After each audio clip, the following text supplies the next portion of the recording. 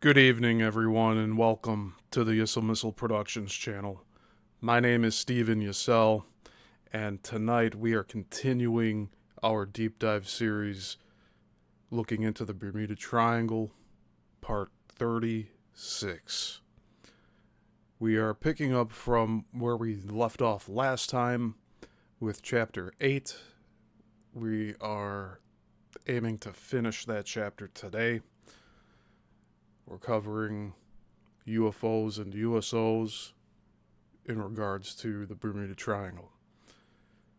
So, before we get started here, I would like you to leave a like below. And if you have any input, please share it in the comments. So, with that being said, we have two diagrams, sketches that we'll be getting to in this part of the chapter anyway. But that's that. Let's get our Illuminati up here.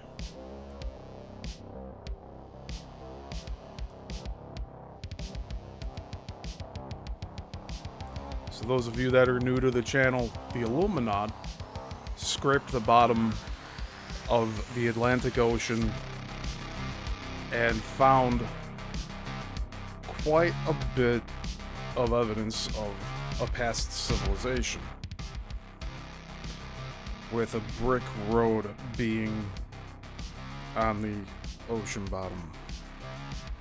So the Illuminati will carry along with us tonight, and when we get to the sketches that are in the book, I will display them up here for all of you to enjoy.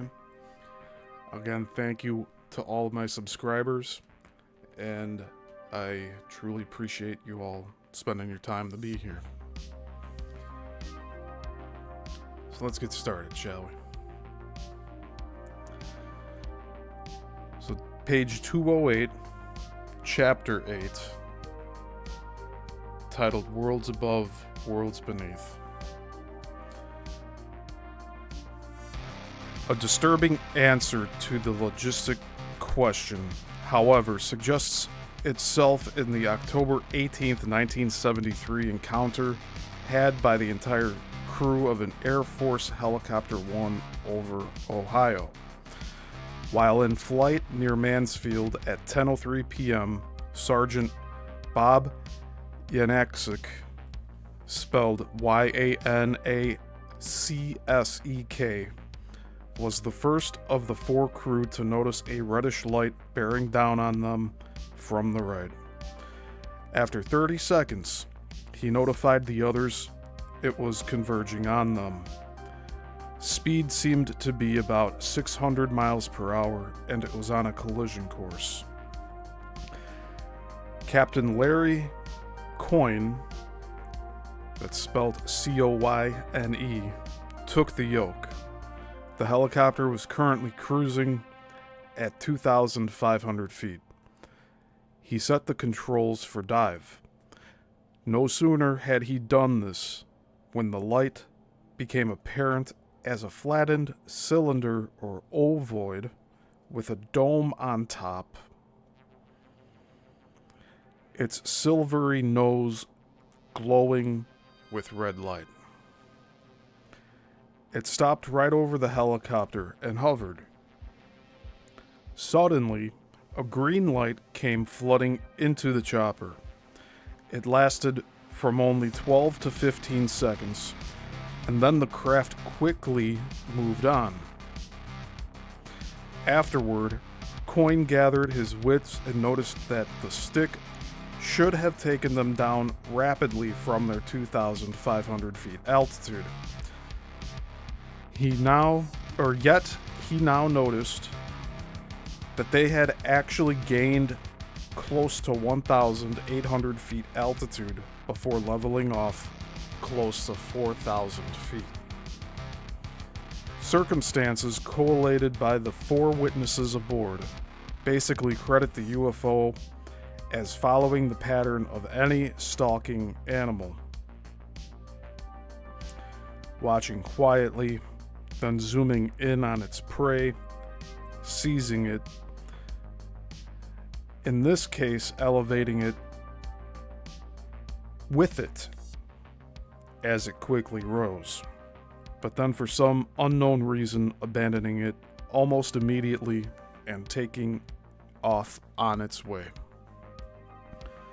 Larry Coyne's description of it as silvery, big, and oblong with the greenish light is startlingly similar to those features stated by Fred Valentich, spelled Valentich, in 1978, before he too vanished. Unfortunately, though Jose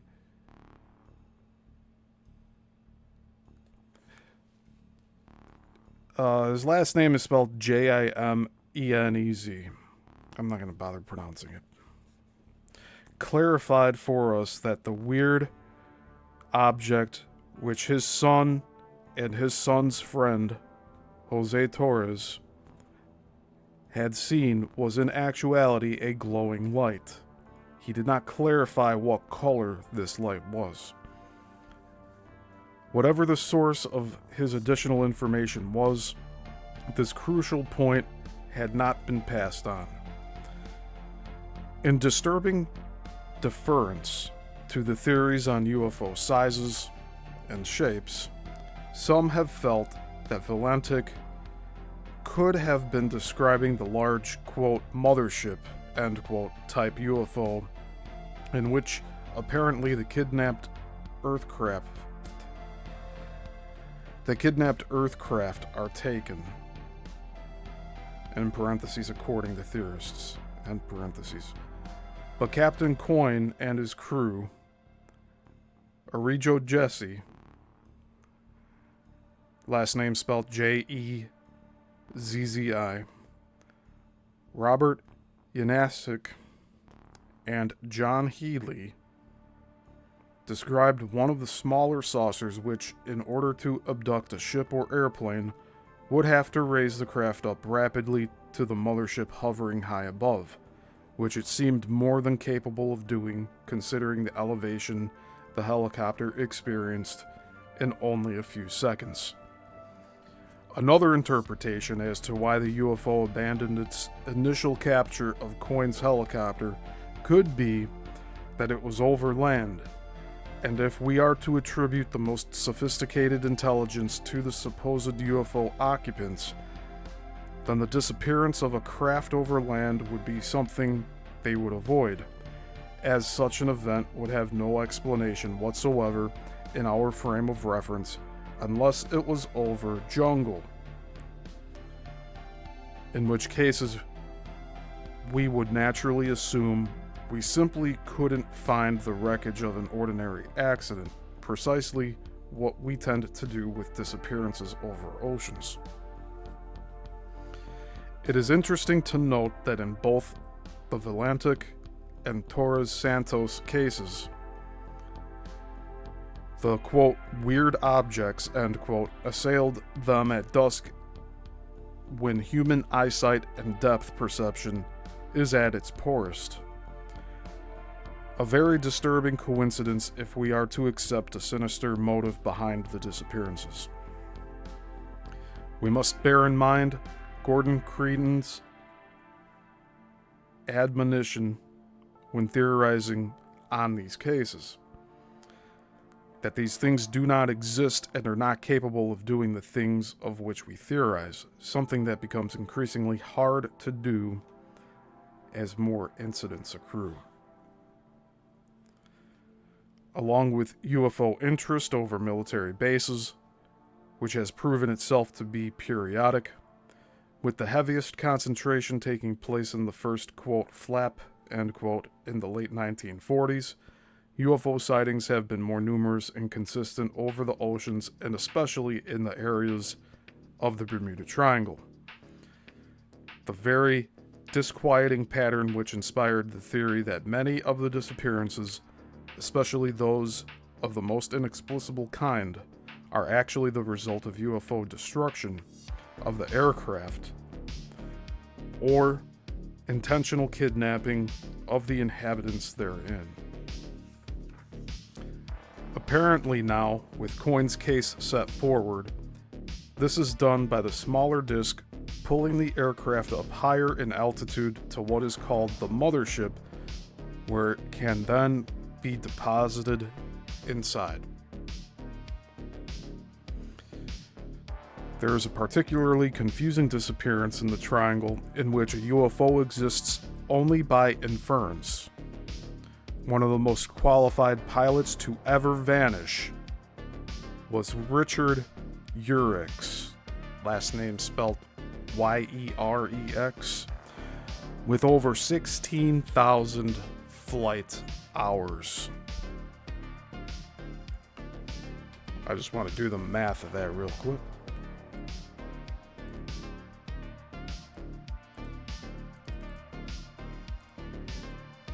$16,000 flight hours divided by 24 is 666 days. 0.6 repeating.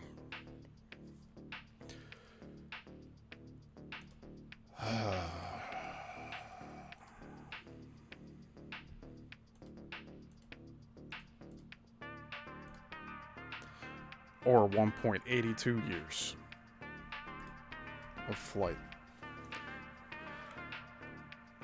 He had retired from Ford Motor Company and was now, at 56 years old, part-time shuttling people back and forth to the Bahamas in a beefy Cessna Twin 402.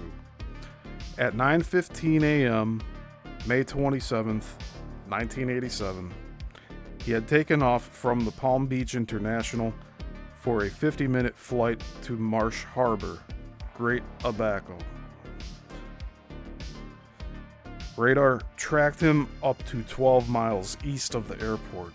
However, another pilot claimed that she heard him reporting what he thought was a large balloon, and this was taken to mean the U.S. aerostatic balloon at High Rock, Grand Bahama Island, though this is far from only 12 miles east of the Florida coast. The National Transportation Safety Board would only concede that an aircraft resembling Yerex's Cessna has been seen passing over Marsh Harbor around ETA and continuing into the open Atlantic, never to return. This observed behavior is enough to suggest that either Yerex was dead inside or not even in the aircraft any longer. Perhaps the NTSB's reluctance to accept the other pilot's claim is that there was no reason for Yerex to be reporting anything routine to another pilot, and the alternative to a large balloon is a UFO. Sightings of UFOs in the Bermuda Triangle have described a similar progression to their behavior as the saucer reported by Captain Coin, except with a noteworthy exception: no levitation, indicating that in Coin's case, at least it was intentional and possibly an aborted abduction, a mistake never made in the triangle. Shipmaster John Carpenter, in his day a tough, red-headed, no-nonsense skipper, had such an encounter. He is also one of the few to publicly speak about it, a trait only the hardiest of salts seem to possess. As with other encounters, the first indication was an electromagnetic effect. He confessed to Richard Weiner, spelled W-I-N-E-R, a Miami filmmaker, in parentheses, the title The Devil's Triangle from 1974, end parentheses, the following account. We noticed that the compass began to act up. It was oscillating just like you had a strong magnet in the proximity of the compass. We happened to notice about this time a strange greenish light coming in low over the water out of the southeast. And it was coming in at a very slow clip. And it came in and hovered right above the water, and the water that night was very calm because there was no clouds, no storms. The moon was almost full and the visibility was excellent. And this object hovered right above the surface of the sea for a few moments, and then it just turned up on its edge and descended right out of sight into the depths. That's the end of the excerpt. Another encounter was had by diver Bruce Mornier, last name spelled M-O-U-R-N-I-E-R, who can almost be said to have sighted the same object only at a different time and place, after it had entered the ocean. His account also uncannily reflects the shape of the Pascagoula USO, only larger. While in the Bahamas near the Gulf Stream, he saw two USOs, underwater submersible objects, but which nevertheless fit the description given by others of aerial UFOs or flying saucers. Hey Lerny, good to see you in here. Now the following is an excerpt. There's two underwater UFOs, or two things you've never seen before. They've been buzzing alongside the boat, and now they're off the front, kinda heading from south to north. So I looked out. I seen these two things. I guess they're about 60 feet apart. 60. They're buzzing along in formation. They're egg shape. They're round. More or less egg shape / round. I guess about 40 or 50 feet in diameter and the same distance long. A little bit to the egg shaped side. And in brackets it says ovoid. And I follow them, again in brackets, visually, for about, I don't know how long. I just watched and tried to figure out what it was. I couldn't believe my eyes. They looked like they were really moving out faster the further they got away. It looked like they were about 40 feet underwater. Maybe 20 feet, 40 feet. It's out in the crystal clear Gulf Stream. They kept on going off. As they faded away, I don't know if they faded off in the distance or whether they made a dive down or what, but they were gone. And that's the end of that excerpt. So we're hearing a lot about these ovoid, disc-shaped, and egg-shaped crafts that are hovering above the water and then diving into the water with no explanation. Alright, continuing on. Repeated sightings of UFOs, both within and without the triangle, have often gone hand in hand with a blue-green glow and, most often, in proximity to the sea. And a curious and disturbing parallel, on July 19th, 1965, Australian diplomat Dennis Crowe came upon what he estimated to be a 20-foot diameter flying saucer sitting on the sand at Vaucluse Beach, Australia. And that beach is spelled Vaucluse. He approached it to within 60 feet. His dogs barking all the time, at which time the saucer lifted off the beach with the sound of gently rushing air and zoomed away. So we do have a diagram here, or sketches of these sightings, and now is the time to show them. So give me a moment.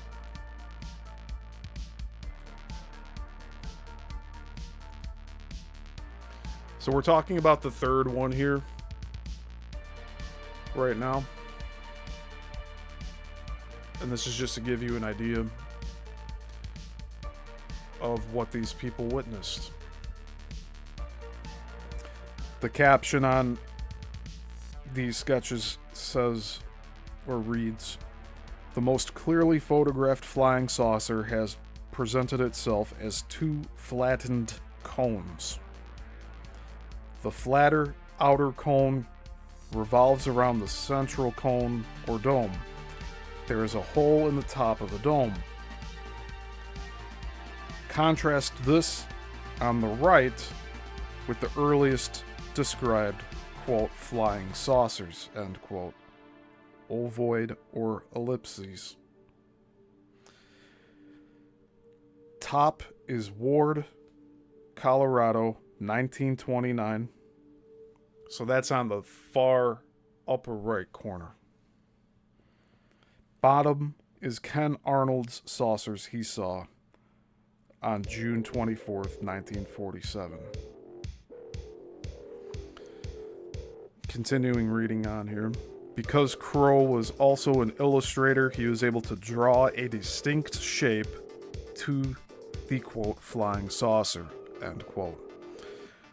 This showed two flattened cones, the lower making up the saucer shape, which had a rim that glowed blue-green, but which turned to orange-red when it zoomed away at tremendous speeds, an event which left his dogs eerily silent.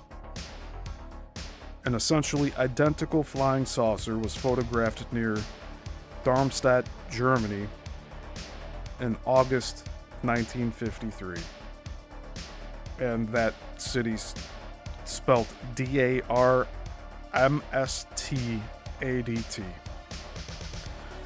The lower cone or disc, as opposed to the central cone or dome, rotated in a clockwise motion in both instances, setting off the glowing blue-green light or pulses from the rim. Nearly identical saucers were seen to lift off in Russia, two within a minute of each other. The event must have been detected by the nearby Soviet military base because the witnesses then saw searchlights come on and sweep the sky. Yeah, that sounds about right. The event occurred on October 4th, 1955, and the three witnesses were no less than Senator Richard Russell, and in parentheses it says the letter R in Georgia, end parentheses, Lieutenant Colonel E.U. Hathaway, and Reuben Efron, committee consultant to the Senate Armed Forces Committee. They were traveling by train in the Trans-Caucasus region between Atjadi and Adzijabul. So those two places, I'll spell those out. First one, A-T-J-A-T-Y, and the second one, A-D-Z-H-I-J-A-B-U-L. And I'd just like to reiterate here, I am spelling these words out for those of you who want to research this further on your own. The time was 7:10 p.m. when they saw, quote, two round and circular unconventional aircraft resembling flying discs or flying saucers, end quote, taking off, quote, almost, end quote, vertically. Quote, disc aircraft ascended near dusk with outer surface revolving slowly to the right and two lights stationary on top near middle part, end quote. Sparks or flames were seen coming from the craft. The discs ascended fairly slowly until at 6,000 feet, where they then zoomed off northward. Quote, flying attitude of disc remained the same during the ascent as in a cruise, like a discus in flight. From the intelligence report classified at the time as top secret, but released decades later, one gathers the impression that the three witnesses thought this could have been a secret Russian experiment.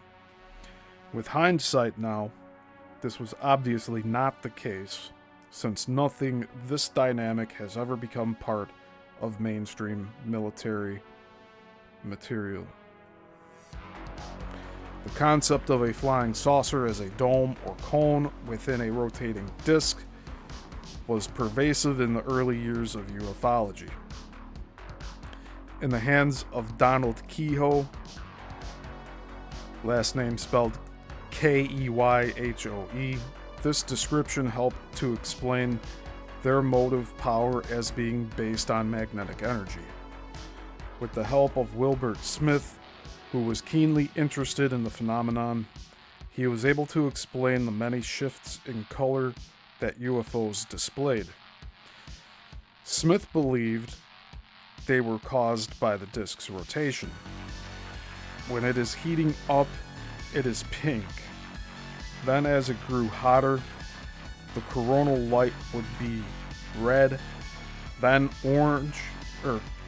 red-orange, then yellow, and then white as its fastest speeds, or at its fastest speeds.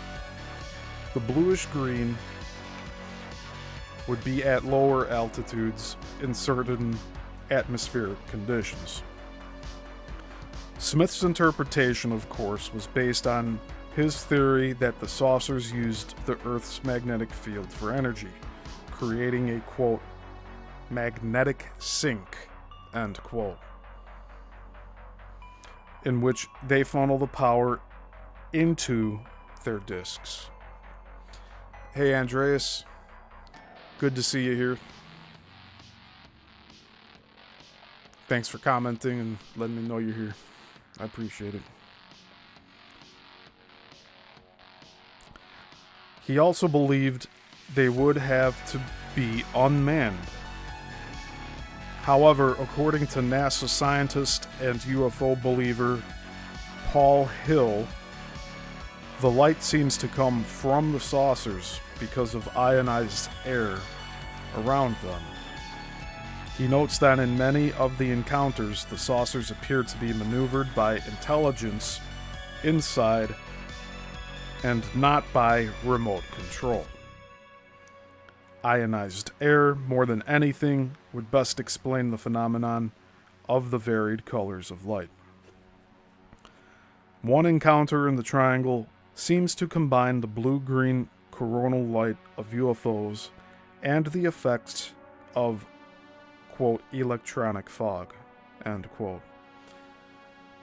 This was experienced by Chuck Wakely, last name spelled Wakeley, who confided in Dr. J. Manson Valentine about his experience. However, in this case, though it happened at night, the pilot was unaware of any fog or saucer, possibly because the aircraft was intensely glowing blue-green.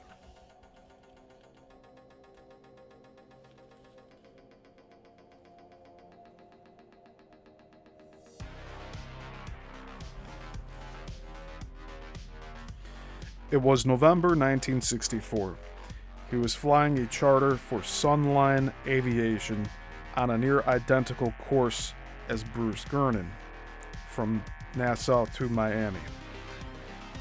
He had just passed the northern tip of Andros and was soon expecting to pick up the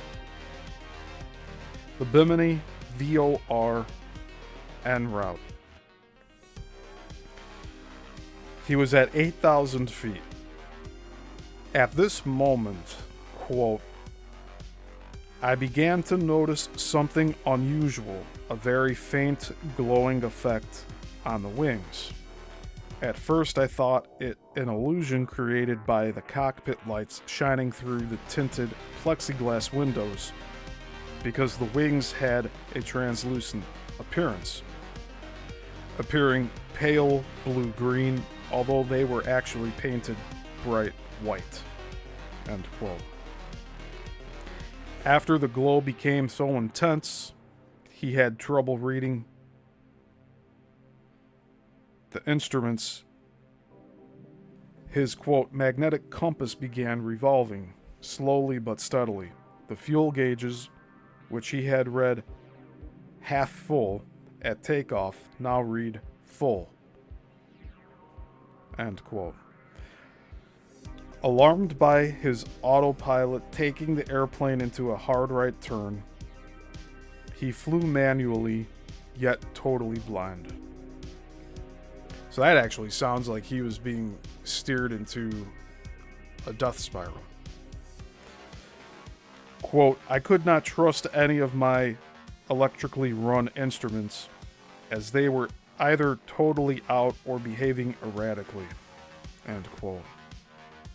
Soon the whole aircraft was glowing. Quote, at this point I could no longer rely on my gyro, horizon, and altitude indicators. End quote. Fortunately, after about 5 minutes, the glow began to fade. After it dissipated, quote, all instruments began to function normally. End quote. Although Wakely believed the glow was being generated by his aircraft for some unknown reason, a consideration of his encounter in connection with other UFO incidents will give rise to Valentine's theories that UFOs may sometimes unintentionally destroy aircraft while inspecting them. Had Larry Coyne and his men not seen the UFO approach, they would only have been dazzled in a green light of unknown origin, which, if it had lasted as long as Wakely's encounter, it could have disrupted all the panel instruments.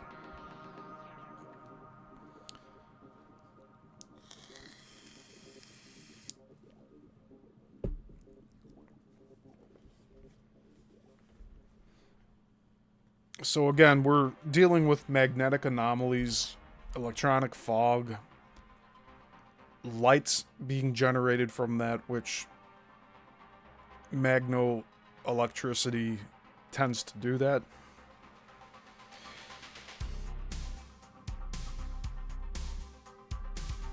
But it's good that they took manual control over their aircraft to prevent possible death. We don't know what these UFOs are trying to do.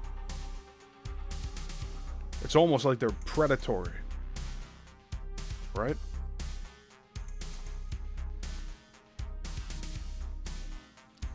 Alright, let's carry on here.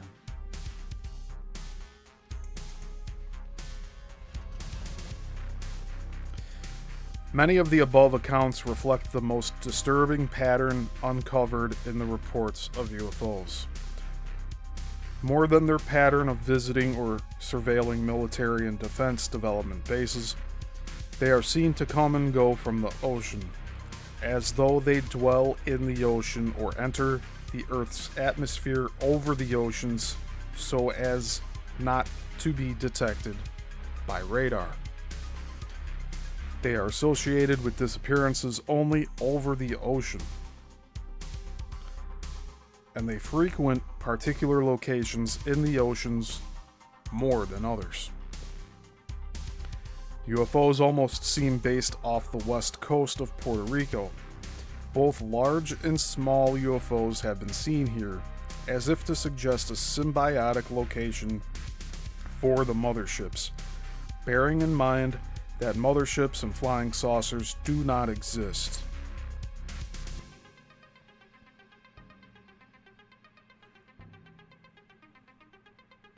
Long before the Torres/Santos disappearance, and even before the Adjuntas flap of 1972, with the attendant disappearances of boats or their occupants off the west coast, the following report was filed. For 30 minutes on May 14th, 1952, 5 witnesses standing on a bluff near Mayaquez Bay saw 2 spherical orange glowing lights, quote, bright like the sun, end quote, on the dark horizon. Again, it was just at sundown, which had occurred only 4 minutes before. Apparently, the intensity of the light was the reflection off the objects of the setting sun over the horizon. Visibility was 20 miles, making for no obstruction. One of the objects was large and stationary, and the smaller one moved about near it. The objects were so distant that the movement of the smaller light could only be discerned through binoculars. The Air Force intelligence investigator wrote the following, and in parentheses, this is report number IR-24-52, end parentheses. Quote, there was no regular formation, but one object, thought to be the larger of the two, appeared stationary while the smaller of the two seemed to dart away from the other at a rapid rate of speed and then to reappear in close proximity to the larger. There was no exhaust, sound, or conventional type of propulsion noted. End quote. So we have another map here. And the subheading here is locations of disappearances, derelicts, and UFOs off Puerto Rico. Let's see, I want to make this a little larger.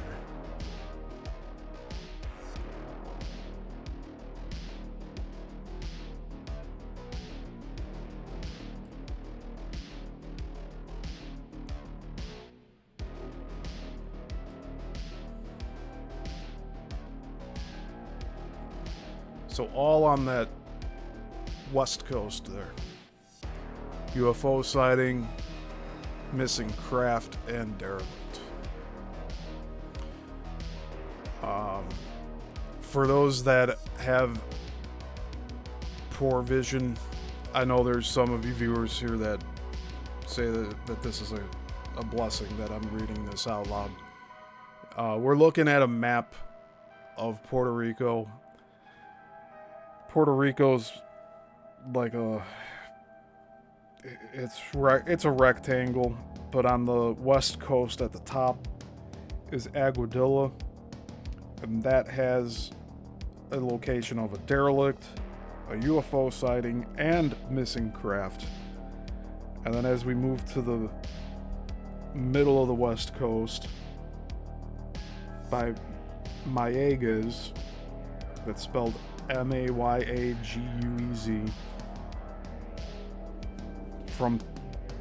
From that midpoint down to the southern coast on the west coast, there's UFO sighting, missing craft, derelict, another UFO sighting, another derelict, another UFO sighting, and another derelict. And then on the south coast, just below Cabo Rojo, that's spelled Caborojo, there's another UFO sighting. And then if we move over to the, almost on the east coast, but more to the north. So this is on the northern portion of Puerto Rico. At San Juan, there's another missing craft plotted in this overhead map here. So I'll just leave this up for everyone else to take a look at while I continue reading here. And I see we got a comment here in the chat. Just give me a moment.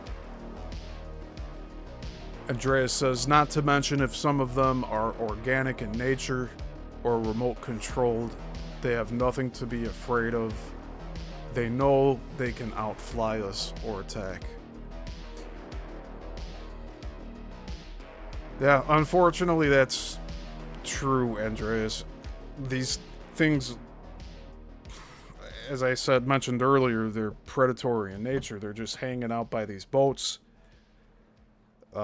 One of the previous chapters we were looking into, some of these sailors were taking oars and beating these discs to make them go away, like they're almost like they're annoying fish, like giant, like if there's like manatees. Nothing against manatees here, but you get the idea. It's like they're floating close toward their boat, but it's a disc. And so they take their oars and they're just trying to hit it to see what it is or make it go away. And then not only does it not go away, it goes down to the bottom to make it look to the sailors like it disappeared. But really it's hanging out over on the bottom by the anchor that they've set up. And when they pull up the anchor to go leave, then this thing turns its lights back on, like it's reacting to the anchor moving.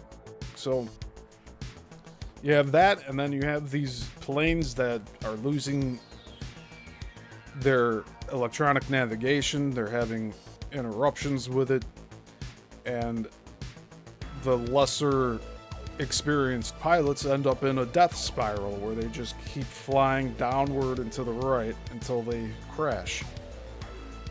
And in those cases, we've read that there are debris for some of these, but thankfully we have some of these pilots that survived and were able to get out of that death spiral. And then we have these accounts that are presented to us in this book by Gian J. Quasar. Lerny in the comments says, it's like humans are seen by aliens the same way we look at wild animals.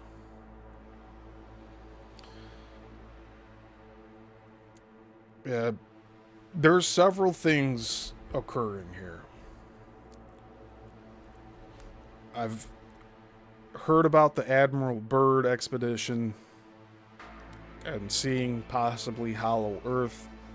In those instances, there's the tall, white, blonde aliens that are in metallic discs. This sounds very similar to what we are reading here from these different accounts. Where are they going underwater? Probably to a base. It's not far-fetched. And we don't truly understand what the intelligence is behind these crafts, but it really may come down to the fact that us as living beings here are vessels containing our souls. The fact that we have souls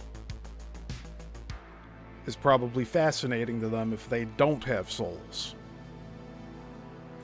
So there's that whole branch of speculation as well. And I say speculation because we don't have solid, hard evidence of any of this stuff, but it's interesting to look into.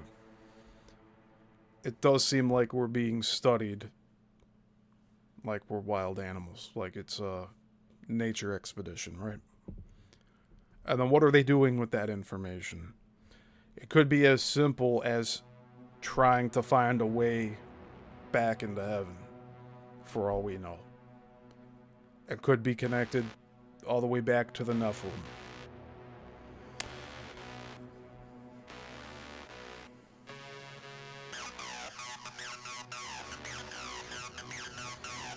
Alright, so let's continue reading on here. I enjoy the conversation in the chat. I truly appreciate it.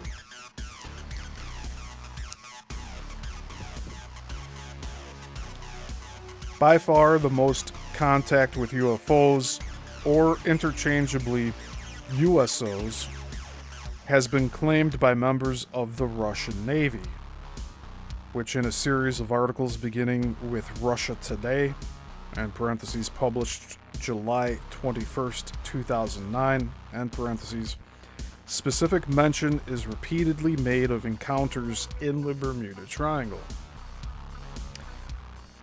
Concerning his own encounters as a sub-commander, retired Rear Admiral Yuri Beketov, the last name is spelled Beketov, has stated that instruments frequently malfunctioned for no apparent reason, adding that since it always went hand in hand with sonar tracking unexplained objects, it could have been deliberate disruption by UFO, quote, creatures, end quote.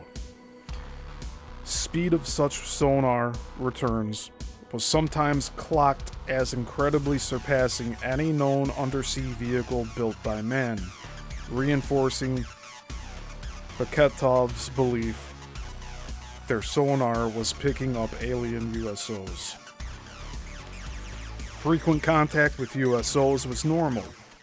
Russian Navy intelligence veteran Captain First Rank Igor Barclay noted, quote, ocean UFOs often show up wherever our or NATO's fleets concentrate, near Bahamas, Bermuda, Puerto Rico. They are most often seen in the deepest part of the Atlantic Ocean, in the southern part of the Bermuda Triangle, and also in the Caribbean Sea, end quote. Unquestionably, Admiral Vladimir Azaza, that's last name spelled Azhazha, is one of the most famous Russian ufologists, inspired to become one by his own encounters in the 1960s while commander of the sub Severyanka, and that's spelled Severyanka. And I'm going to take note of this.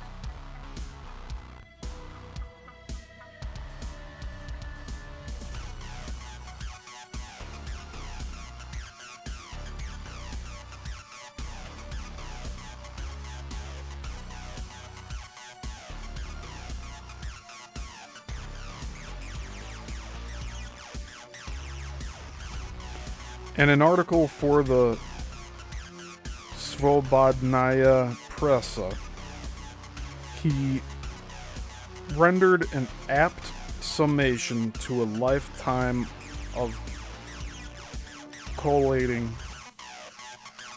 data.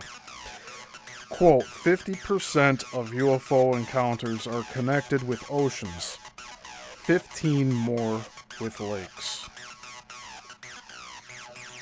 So UFOs tend to stick to the water, end quote. Admiral Vladimir N. Chernavin, that's spelled Chernavin, former chief commander of the Soviet Navy and deputy minister of defense of the USSR from 1985 to 1992, dryly corroborated Azaza, specifying that most ocean sightings, 44%, were actually in the Atlantic, with 16% in the Pacific and 10% in the Mediterranean. So that's pretty interesting to know.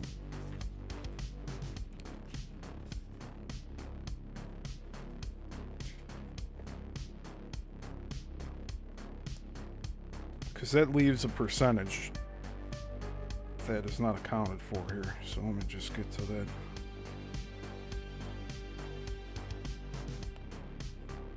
So between the Atlantic and Pacific, that's 60%. And then adding the Mediterranean, that's an additional 10, which brings us to 70%. So there's an additional 30% of sightings that are outside of this scope.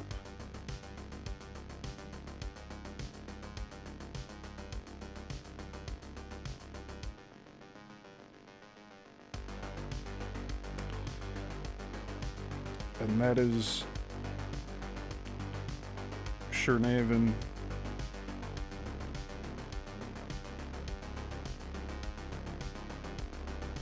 Admiral Shernaven.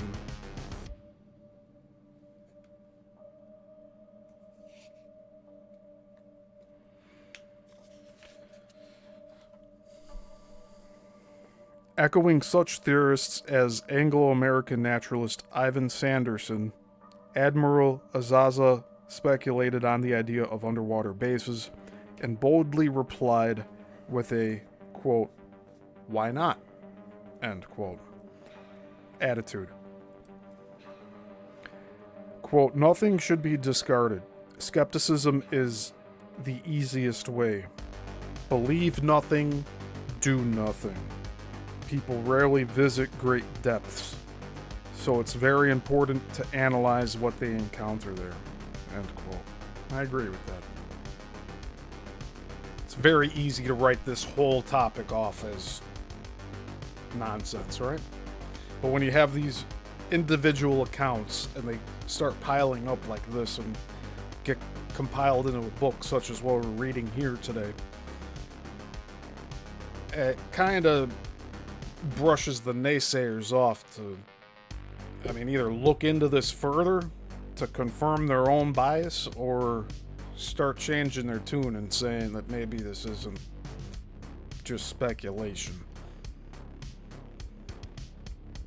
Azaza has not been put off by the current official Russian Navy dismissals of UFOs, knowing that the officers still hold their official duties and their demeanor must reflect caution. The only officers speaking out are retired from Soviet days and have little worry about their futures being affected by a long dead and discredited regime.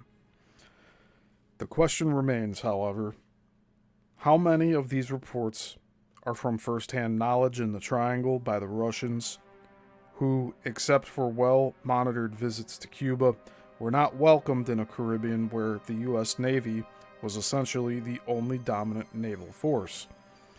It is not always easy to determine the reliability of Russian information, as Russians often tend to speak with dogma as if what they relate is a given, and that the challenger must be quite uninformed to even request verifying information.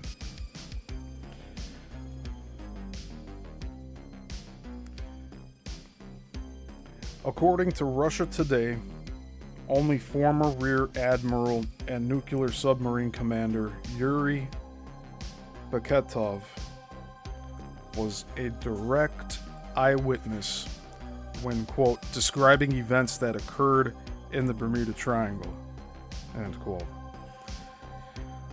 Of underwater UFOs, he declared, quote, "We repeatedly observed that the instruments detected the movements of material objects at unimaginable speed, around 230 knots, and in parentheses, 400 kilometers per hour, and in brackets, 250 miles per hour. That's end brackets and parentheses. It's hard to reach that speed on the surface. The beings that created those material objects significantly exceed us in development. End quote.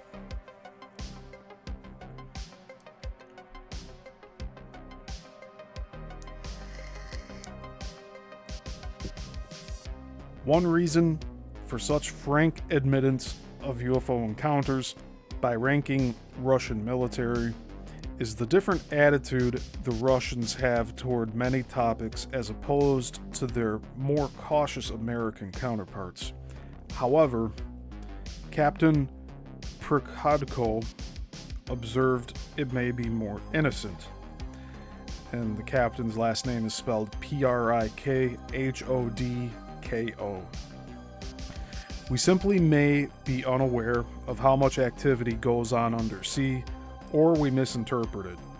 Quote, "The problem is humankind is rushing upwards with great interest and not too intense downwards. Maybe this is a big mistake." End quote.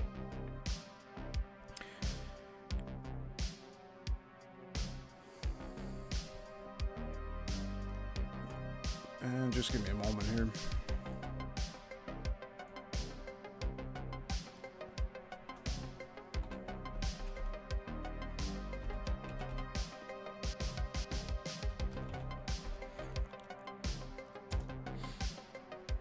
And this does bring up a good question of how were the Soviets allowed into U.S. airspace and able to witness this without being undetected.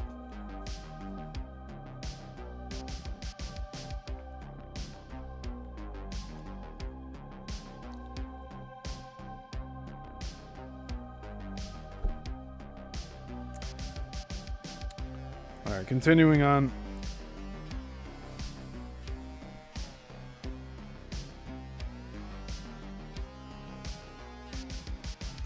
During Perestroika, and that's a political movement for reformation in the Soviet Union in the 80s, Dr. Marina Popovich, spelled Popovich, one of the most celebrated Russian test pilots, sometimes called the Chuck Yeager of the Soviet Union, last name Yeager spelled Yeager, and wife of the cosmonaut Pavel Popovich, who later became head of the Committee on UFOs, became outspoken about Russian Air Force encounters with UFOs. This culminated in a press conference in San Francisco in 1990, in which she showed some of the photographs Russians interpret as proof of flying saucers, including the big cigar-shaped, quote, motherships, end quote, in space. She said that the photo had been taken by a Russian space probe, which soon after mysteriously stopped working and then vanished. Popovich asserted that the Russian authorities concluded that UFOs have been around as long as the planet, a point of view shared by many Western UFO researchers. However, she also declared that she had seen hybrid children, a remark which delights the U.S. intelligence community because it convinces them the Russians are engaged in some psyop or just plain crazy. We're aware of these accounts of hybrids, so it's not really far-fetched today. UFOs, if we are to limit ourselves to the acronym's literal meaning of unidentified flying object, have been seen in the skies of the Earth for a considerable time, even millennia, and variously described as spindles, triangles, kites, and always as luminous blobs or orbs. However, the clearest descriptions have always been of a shiny saucer. Both the armies of Alexander the Great and Roman annalists described seeing a glowing or flaming shield pass through the sky, such as Julius Obsequens in 216 BC. And Julius Obsequens' last name is spelled Obsequens, who records that, quote, at Arpinium, a thing like a round shield was seen in the sky, end quote. It is remarkable that, considering 2,000 years has passed, that flying saucers have not changed in design by any appreciable amount. Lerny says, hybrid children does remind me of the Nephilim. Well, yeah, it plays right into that. That is a clear example of hybrids.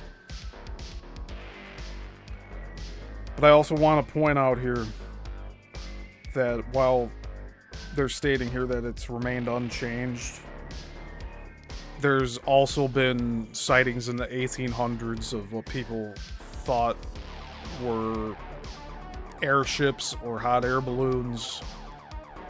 I know there's one account from where I live here in Niles in the early 1900s of what they thought looked like an object in the sky that was glowing, that was in the shape of a teardrop, meaning like the point at the top and a rounded bottom.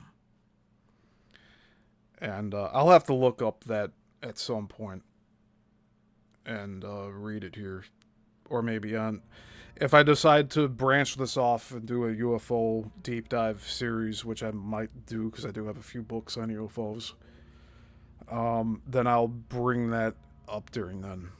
But there's different descriptions of UFOs throughout history, and though they vary in appearance, it is fascinating that even going back to Alexander the Great and Rome, that they were also seeing what appeared to be discs. They just called them shields because that was the thing that it most related to their knowledge of. If you think about the Roman shields are circular. So it's not that far out of the question. One of the clearest descriptions of a flying saucer before their, quote, official, end quote, discovery in June 1947 comes from traveler and visionary Nicholas Roerich, last name spelled Roerich, while transversing Mongolia in the summer of 1926. He recorded in his diary and later published this account in Altai-Himalaya, a travel diary, in 1929 by Scotes. It is contained on pages 361 to 362 in the first edition. So that's another thing about books. If you don't have the first edition of things, there's content that's taken out. And this publication, I will spell it out here. It is ALTAI-HIMALAYA, a travel diary.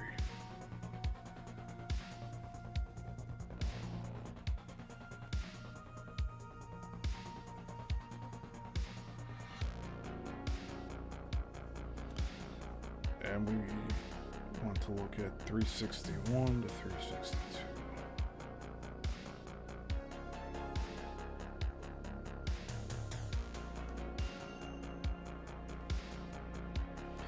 Alright, we're going to read the excerpt from there right now. On August 5th, something remarkable We were in our camp in the Kukanor district, not far from the Humboldt chain. In the morning, about 9:30, some of our caravanners noticed a remarkably big black eagle flying above us. 7 of us began to watch this unusual bird. At the same moment, another of our caravanners remarked, quote, "There is something far above the bird," end quote. And he shouted in his astonishment. We all saw, in a direction from north to south, something big and shiny reflecting the sun, like a huge oval moving at great speed. Crossing our camp, this thing changed in its direction from south to southwest, and we saw how it disappeared in the intense blue sky. We even had time to take our field glasses and saw quite distinctly an oval form with shiny surface, one side of which was brilliant with the sun. And that's the end of the excerpt. Again, it remains remarkable that the shape and size, including the speed, has not altered. The above account of a mirror of what the ancient Greeks and Romans reported so long before, and what so many modern people reported again after 1947, only now far more frequently. Andreas says here in the chat, I heard of a few alien species, supposedly light beings, and I think of what's the difference between light they have and God's light that he gave us human beings. Is it a different kind of light, in my opinion? It's a very good question.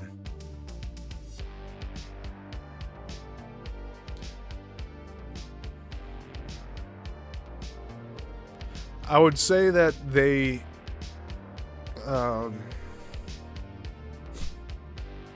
again, this is my speculation. They're borrowing God's light.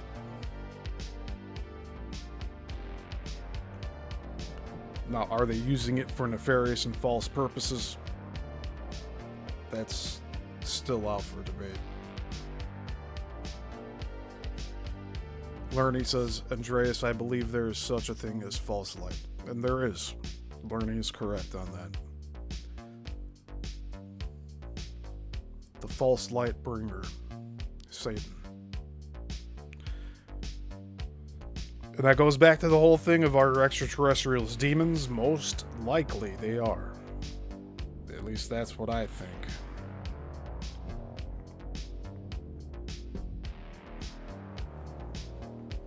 Until I get information otherwise, that's what I think is going on. But again, we have to remember, not all of these objects that are being seen are necessarily the demon aliens.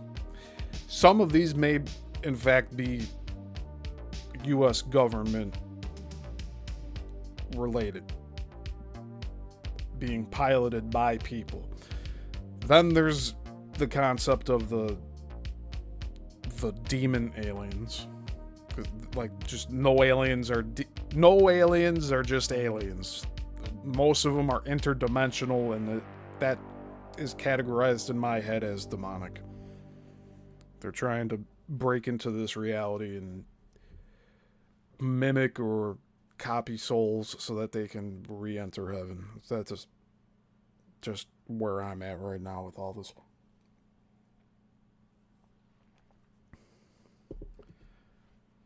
The consistency of these descriptions again underscores how long the phenomenon has occurred, and equally how long there remains no contact with Earthlings by those inside the craft, if anybody really is. Instead, they've entered our folklore, today being the province of the occult and the seance crowd, who have forsaken 3,000-year-old Egyptian priestesses or winsome Indian chiefs as their mediums for little gray aliens. The entire UFO enigma only flirted with scientific explanations for the first few years after 1947, when UFOs were thought to have a very understandable origin in secret Soviet experiments or as interstellar craft from Venus or Mars. Many ufologists theorize that more than one different type of people, or if insectoid creatures, visit the Earth, noting that many oddly shaped craft among the more ubiquitous saucers have been consistently reported in the skies over time, indicating more than one engineering science and perhaps culture behind the spaceships. Be that as it may, too many theorists try to include almost every sighting report into their dossier rather than becoming critical and focusing on the quality of the reports and the caliber of the witnesses. Critical analysis repeatedly highlights only the saucer-shaped, quote, UFO, end quote, with rare exception to the cigar-shaped, quote, motherships, end quote. It is so consistent that the former Chief of Defense Staff of Great Britain, the Lord Hill-Norton, said that, quote, U stands for more, or U, let me reread that, quote, U stands more for unexplained than unidentified, end quote. Because a disc is invariably the shape of a, quote, UFO, end quote.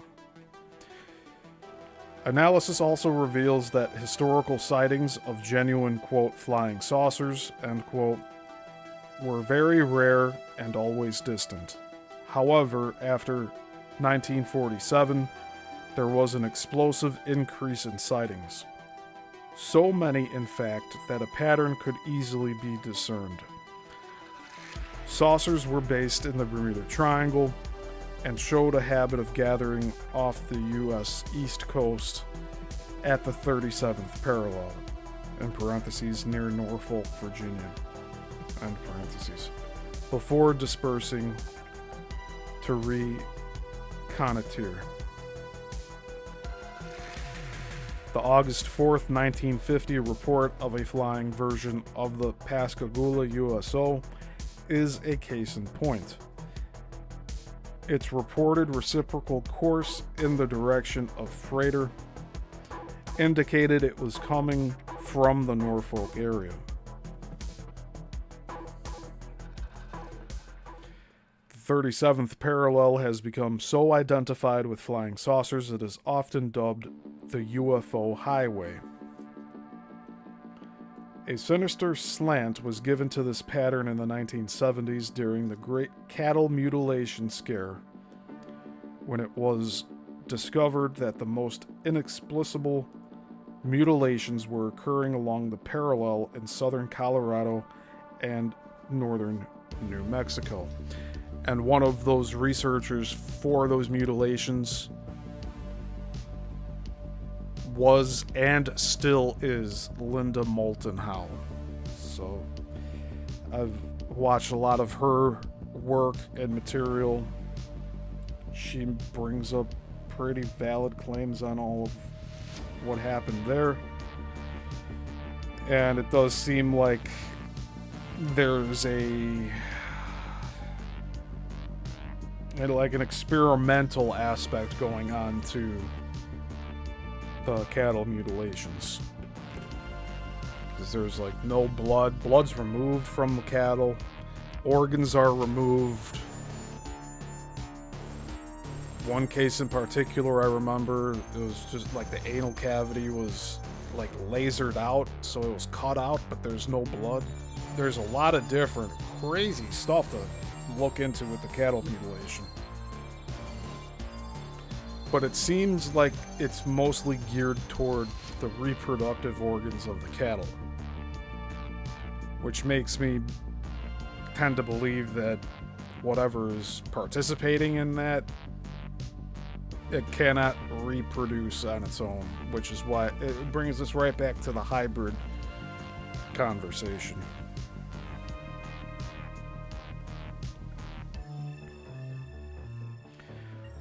Although the most obvious mutilations have an easy answer in predators, several of the cattle were found drained of blood, part of their lymphatic system removed, and some were found dropped in trees. Photographs are always subject to interpretation, but it is curious to note here that one of the earliest photos of a flying saucer is dated April 1929 over Ward, Colorado. It shows an ellipsoid disc identical to the descriptions of the Pascagoula USO and the one contained in the August 4th, 1950 report in the CIA files. Another coincidence is found in the description of the object by the photographer Edward Pline. He said it was as large as a, quote, very large boulder, end quote, which fits the description of 10 foot by 12 foot ovoid disc.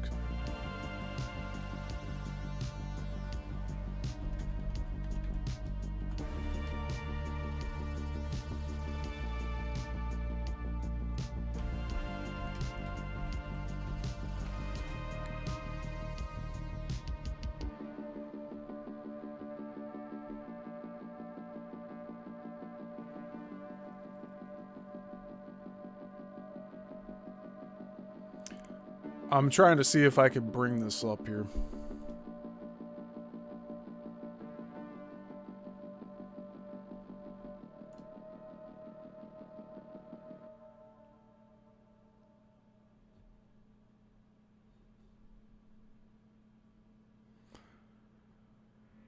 It appears there's a lot of different photographs here. This one, the sawmill, right?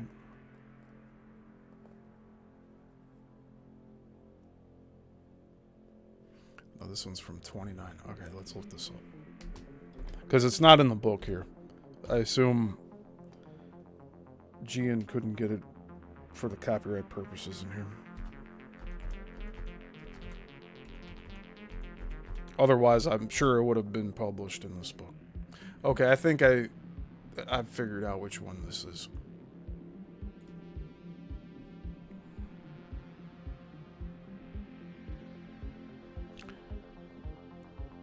Alright, so let me get a screen share here.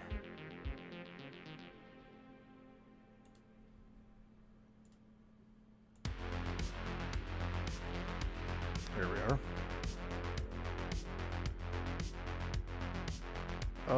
Let me bring this to the back.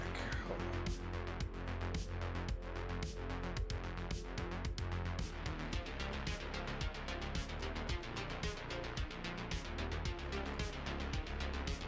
So this here is that photo by Edward Pline.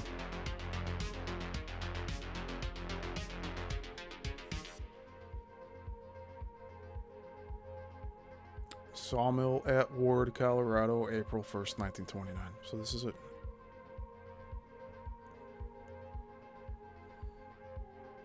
I'll make it a little bigger.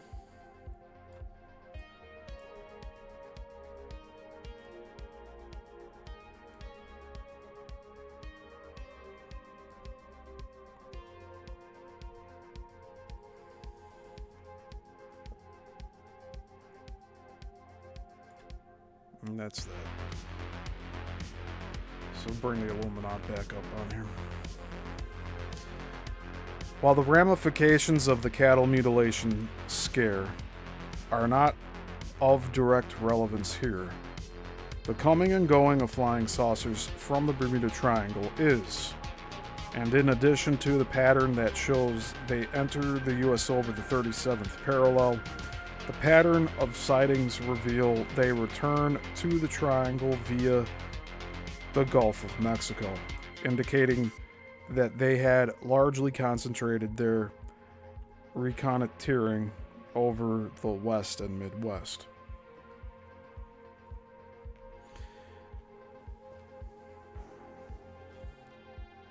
I'm going to take a pause here real quick.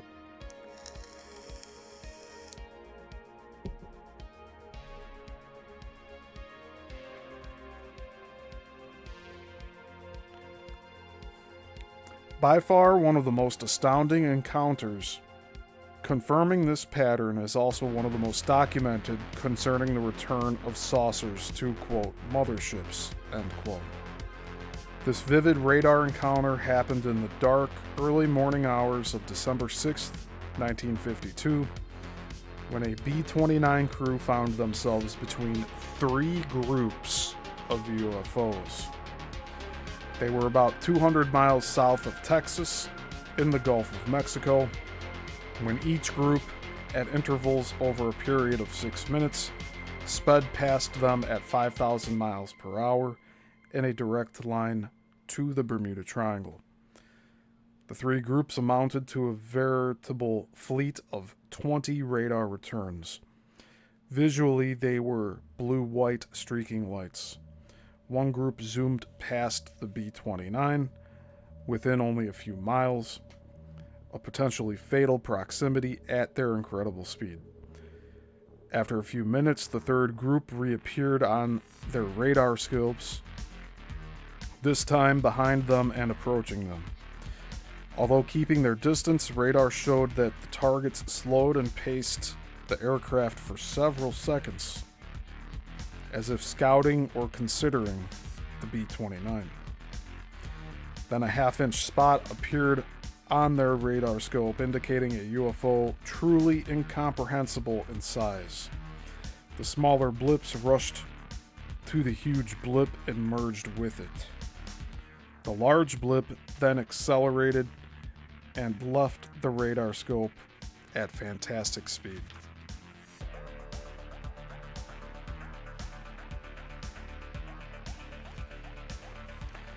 In a very real sense, this encounter was replaying in reverse an earlier rendezvous, this time visually observed in circumstances that bear on it and the subject at hand. It was the night of July 14th, 1952. At 9:12 p.m., a Pan American DC-4 was over Chesapeake Bay and heading south to Miami when the pilot and co-pilot saw off the left front quarter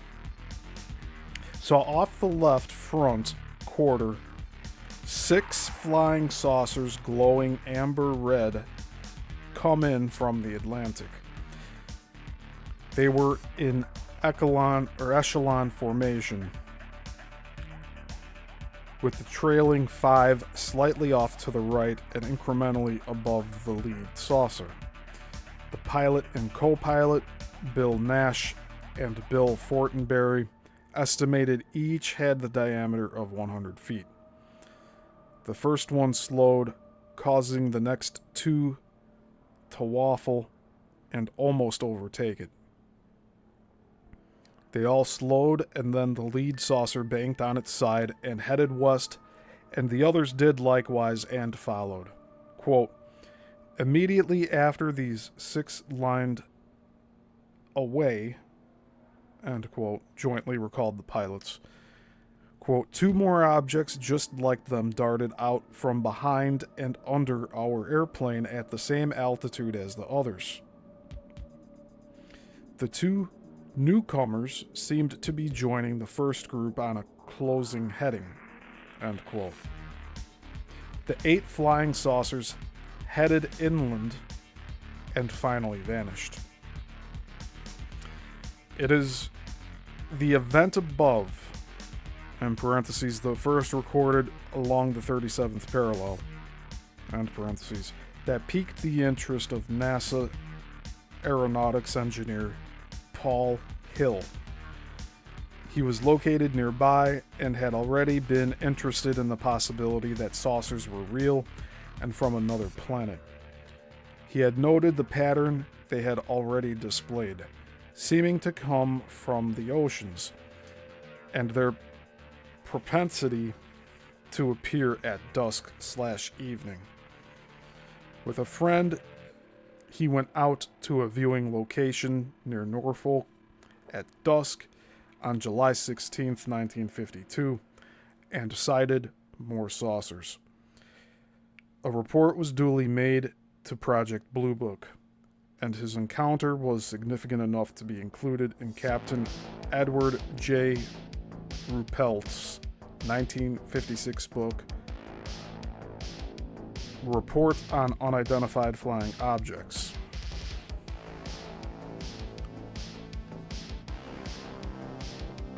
And I'm going to take note of that real quick.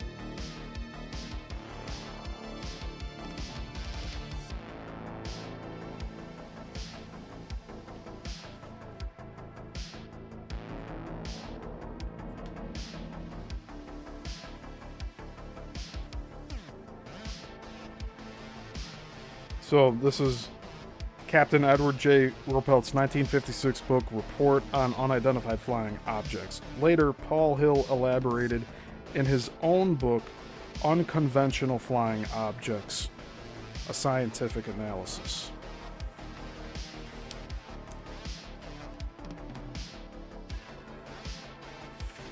There's actually two of them.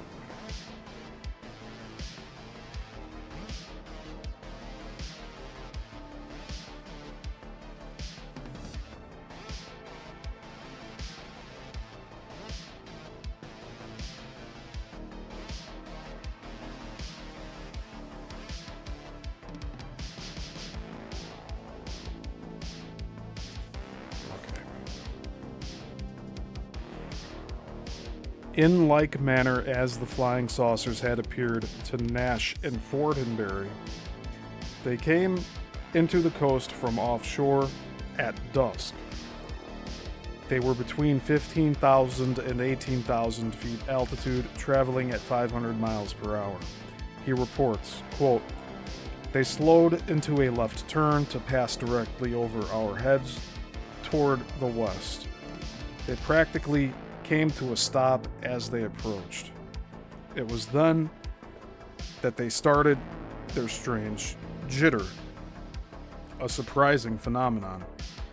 First one leaped a little way ahead of the other, as fast as or faster than the eye could follow. You couldn't be sure. Then the other seemed to jump ahead. They kept up these odd mincing steps for a few seconds as they passed overhead, while we craned our necks." End quote. Now the saucers made what Hill recalled was an, quote, "astounding maneuver," end quote. And, quote, "Maintaining their spacing of about 200 feet, they revolved in a horizontal circle about a common center at a rate of at least once per second. After a few revolutions and without pause, they switched their revolutions into a vertical plane, keeping up the same amazing pace." End quote. Now completely, quote, awestruck, end quote, Hill noticed that another saucer was coming in from the Atlantic. It quickly joined them. Then a fourth came along the James River and joined them. They floated along briefly and then accelerated to the west. During his own personal investigation, he discovered that the third saucer had traveled north offshore. Even aircraft spotters had noted it, in order to join the others. In other words, he discovered that the flying saucers come in from the ocean at dusk, in parentheses, in this case, the Bermuda Triangle, end quote, or end parentheses. And then at night, reconnoiter over land. He deduced that the orbital motion of the two saucers was, quote, a rendezvous signal, end quote. Connecting just a few of these reports from 1952, the year of the, quote, Great Saucer Scare, end quote, underscores not only the oceanic origin of the UFOs, but their base in the Bermuda Triangle. More than one wave came in from the Atlantic, in parentheses, at the 37th parallel, end parentheses. And the B-29 later that year encountered 20 returning back out into the Gulf of Mexico, there merging with a huge blip on the B-29's radar scope. The waves coming to the coast did so at dusk. Those returning to the sea did so in the early morning. This pattern is truly disturbing, for it reveals that the UFOs consciously took up a pattern to avoid being detected by prowling over land only at night. This may have been a nightly occurrence, but only on these 3 occasions, in parentheses, that year, end parentheses, was it witnessed. Over his lifetime, Roy Hill compiled data on observed UFO behavior in flight, always comparing it to the laws of physics, and in doing so discovered that flying saucers did not violate physics. Rather, they conformed to it. It was unquestionable, however, that they used a very novel source of propulsion. One wonders if this unique electromagnetic or gravitational force does not prevent radio communication between the saucers. This would explain the many insect-like manners the saucers display.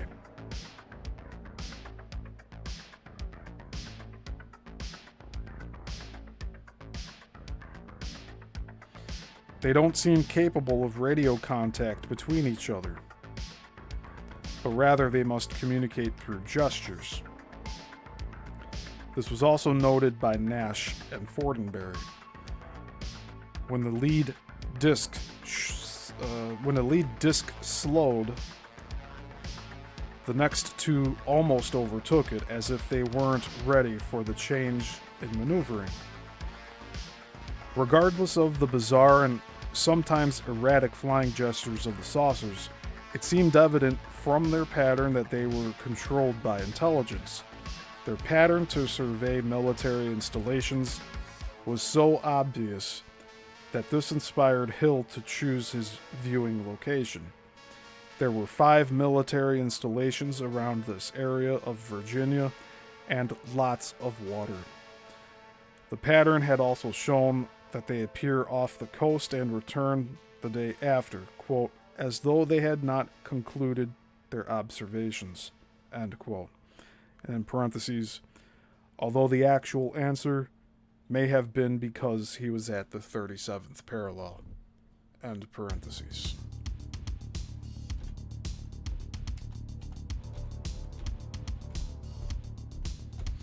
Again, make sure to hit the like button below, and if you have comments, questions, leave them in the comment section here. I can see the live. Also, I do read the comments on these videos after they're published, so just let me know.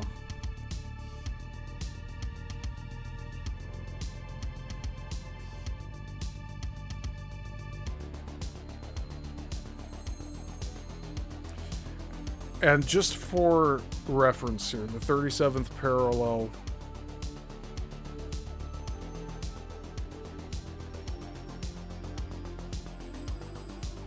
in the United States. It forms the southern borders of Utah, Colorado, and Kansas, and the northern borders of Arizona, New Mexico, and Oklahoma. And the boundary was established by the Kansas-Nebraska Act of 1854, according to my brave browser research here.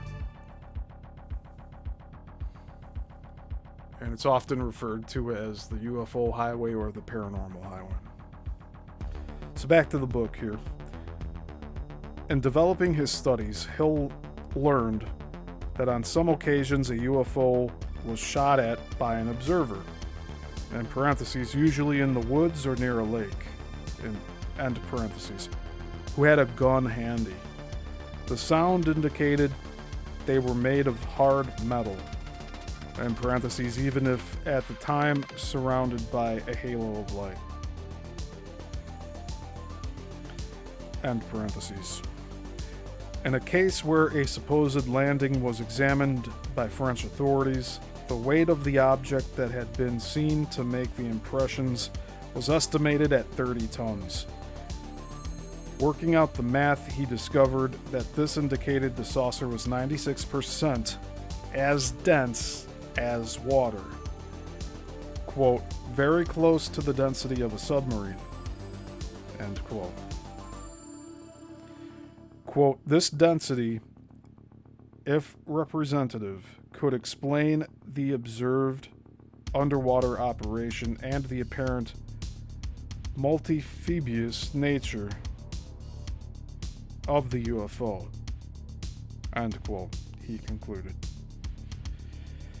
He observes, quote, it's particularly important that we take note that an object of this density equipped with a retractable landing gear is a very substantial flying machine made to land on land and having properties consistent with operation from water surfaces or even underwater.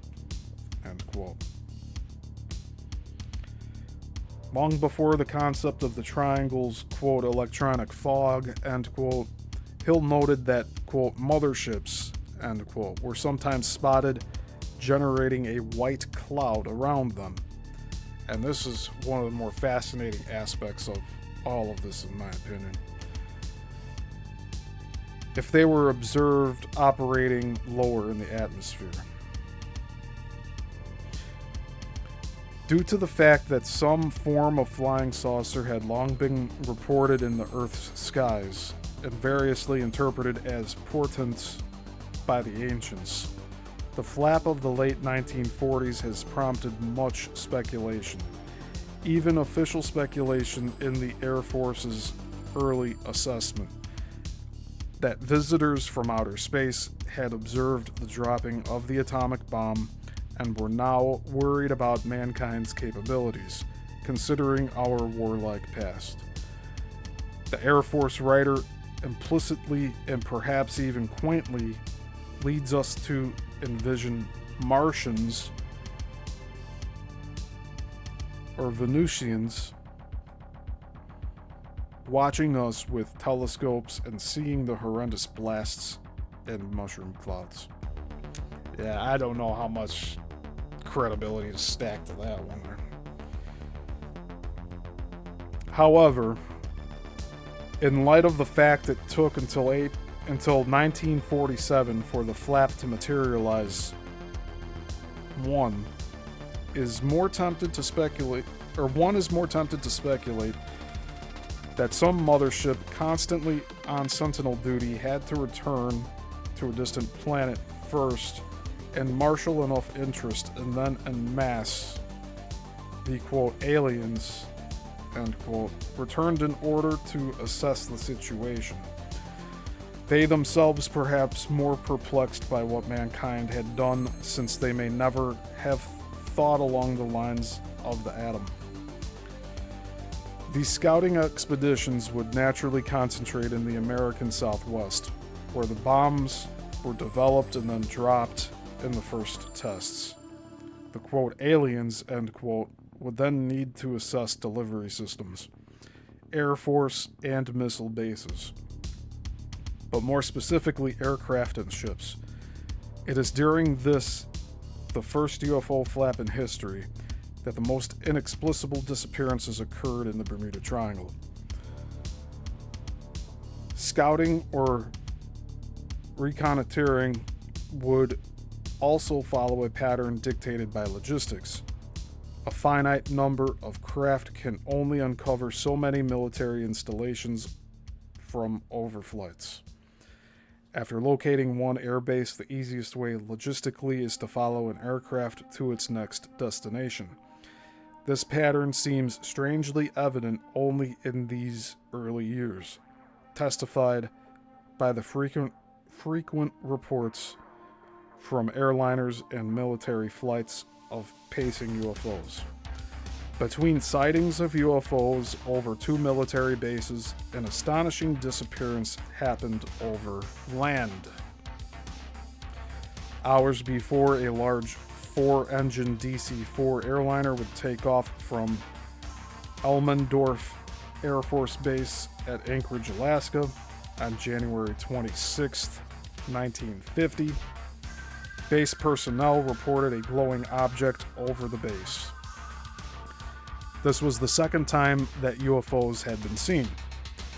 On one occasion, 2 were seen hovering over a hangar and emitting a green light. The DC-4 carried 44 military personnel headed to Great Falls, Montana. After a routine report over Snag, Yukon, the large airliner vanished, presumably somewhere over the dense Pacific Northwest. Great Falls would then experience UFO sightings, with the most famous film being taken there in August 1950 by Nick Mariana. The film shows 2 silver discs keeping pace with each other while they overflew the town. Let's see if I can find that.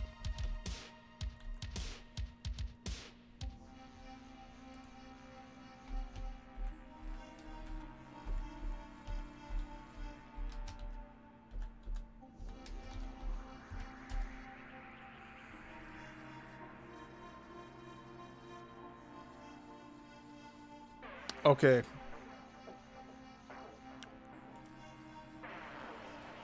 We do have a short clip of that, so let me get that prepped here.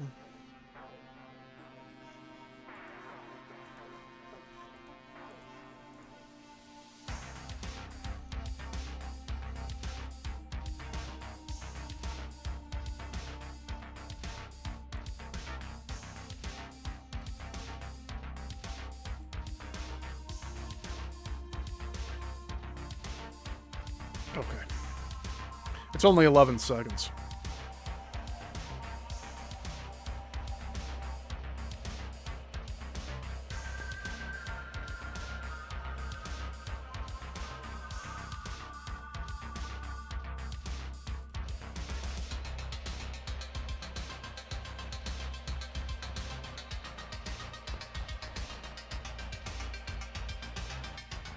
So there's that.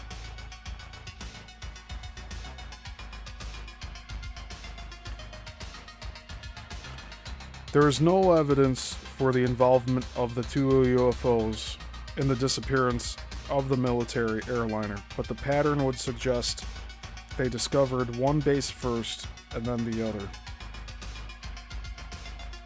And I apologize for those that are just listening in here. The footage shows just two dots in the sky flying, and the camera's following it. They're horizontal to each other, spaced apart. The camera pans past a tower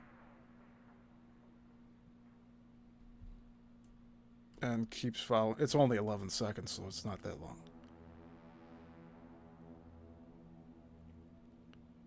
And it's on film, so there's a lot of dust and You could see cuts in the film too. But it looked like it was fully put up there. It doesn't look like any information's missing from that.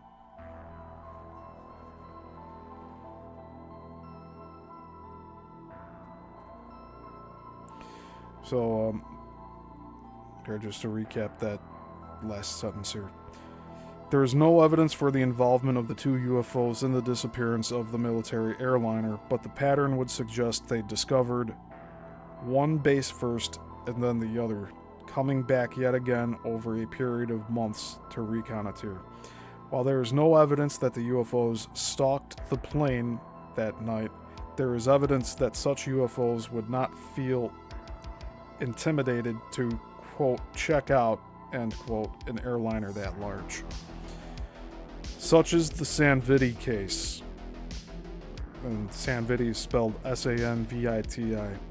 An encounter chillingly similar to that experienced by Larry Coyne and his helicopter crew, in which a UFO stalked a large DC-4 over Peru on the night of February 2nd, 1967, and either could not or eventually would not take on the large airliner.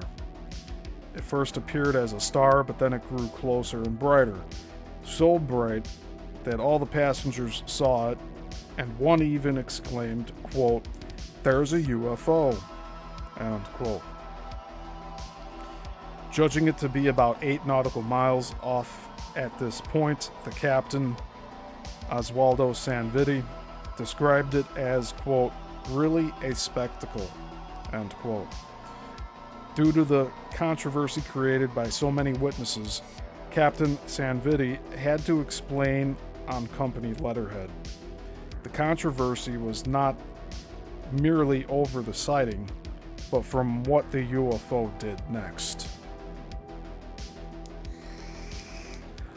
Quote, "After a while, the UFO passed over my plane and stopped right over us. At this moment, we noticed a 15-degree left oscillation on our radio compass, and later a 20-degree right without stopping. All the lights in the main cabin started to reduce the intensity, the same as our fluorescent lights of the cockpit, and all radios out." And next to radios, in parentheses, is reception. "Almost a bit of static noise," end quote. As if the UFO had been feeling the aircraft out, it then moved over the plane to the east. He reports what it did next. Quote, "increasing its light about a 50% into a bluish light, and then disappeared with a fantastic speed," in parentheses, perhaps the speed of light, end parentheses. "After 5 minutes, the UFO returned with another one and situated itself on a close distance with our tail section, and in this formation we flew until 5 minutes before landing at the Lima International Airfield," end quote. Occurring as the UFO hovered closely above, the dead radio becomes a particularly chilling clue. In both the Valentic and Torres/Santos cases, they were able to use the radio right until the end, when apparently the UFO came in very close. Valentic gave us the same clue in his last words. Quote, "Melbourne, that strange aircraft is hovering on top of me again. It is hovering, and it's not an aircraft," end quote.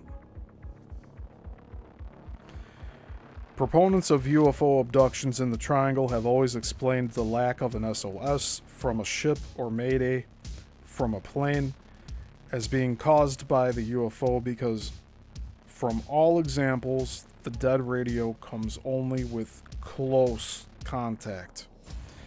It is beyond the scope of this topic to analyze the UFO phenomenon in detail, But insofar as it is relevant here, it is necessary to note that in that momentous July of 1952, for the first time, a U.S. Air Force pilot shot at a flying saucer. Thereafter, the pattern changed. No more large daytime flights were observed. By day, they confined themselves to the oceans, or presumably their, quote, motherships, end quote. Flying saucers appeared concentrated in the triangle more than elsewhere. They grouped at the coasts at dusk and headed inland. In a cautious but definite agenda to debunk flying saucers, in 1966, Walter Cronkite hosted a special show, UFO Friend, Foe, or Fantasy, on CBS. At one point in the segment, we are assured that the Air Force, through NORAD, has perfect radar surveillance over the USA, and nothing can remain unidentified for long. Although this radar surveillance system's omniscience and omnipresence was itself later debunked in the 1970s, it is humorous in retrospect to recall that during the show, when NORAD's plotting board is shown, the two unknowns plotted thereon were both in the Bermuda Triangle, one over the Bahamas and the other moving toward Florida over the Gulf. There was a reason for CBS to take flying saucers so seriously in 1966. This was the first year of the second great, quote, flap, end quote, which was the most intense in 1966 and 1967.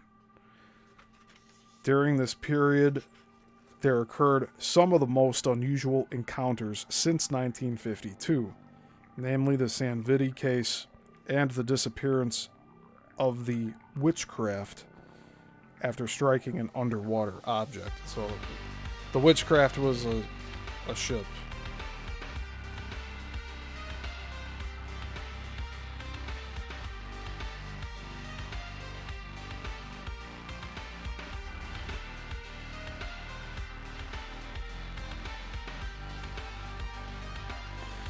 The difference is that the flap did not entirely fade away as it had after 1953. Cattle mutilations began in 1967 and reached epidemic proportions in the mid-1970s. There would be the first recorded disappearance in relation to a UFO, in parentheses, Valentic, in 1978, end parentheses. And then 2 years later, the Torres/Santos disappearance after encountering the, quote, weird object, end quote. David Pears, physics professor at the University of Nebraska, is open-minded to the idea of UFOs. He is convinced some are real spaceships, and therefore they must be coming here somehow independent of our known understanding of time and space travel. He is sure because of his own experience as a 16-year-old young man when, during the second great flap, he too witnessed a UFO and its behavior. He had such a clear view that he could describe details. These details are not those of quack contactees who seem to invent different spaceships and blonde Venusians each time they meet one, complete and replete with all sorts of vivid gadgetry. The, quote, flying saucer, end quote, Perry's saw was just that. It was a plain lentil, just as the most credible observers have reported, such as Gordon Cooper, and many others. It was a clear August morning, 1969, he recalls, at Goodyear Lake, New York, where he and 5 of his friends were waiting for swim class. And here's the excerpt.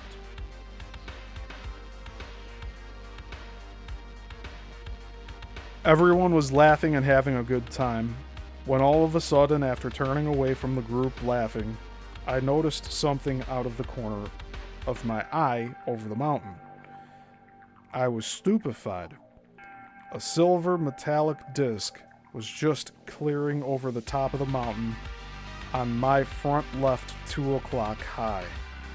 I pointed and shouted out to the group, quote, look, holy shit, it's a flying saucer, end quote. The vehicle was platinum in color, in parentheses, a luster that only platinum presents, end parentheses.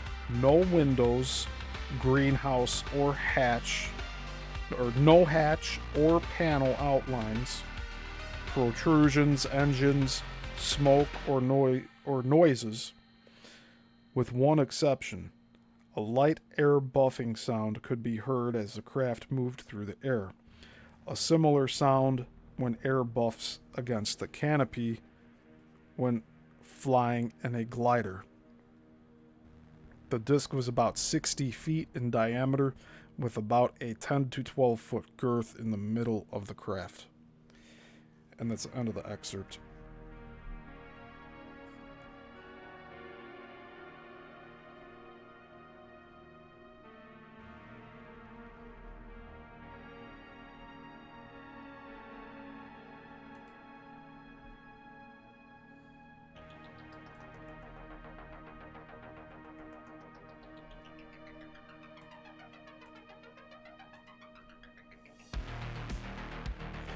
Pears and his swim mates soon checked a topographic map, discovering that the mountain was 400 feet high, giving the saucer an elevation of 500 feet when first seen. It was moving, he estimated, at only 20 miles per hour, which no aircraft could do without stalling. It banked 15 degrees, revealing its entire topside, showing it was a, quote, symmetrical convex lens-shaped object, end quote, with, quote, very distinctive edges, end quote.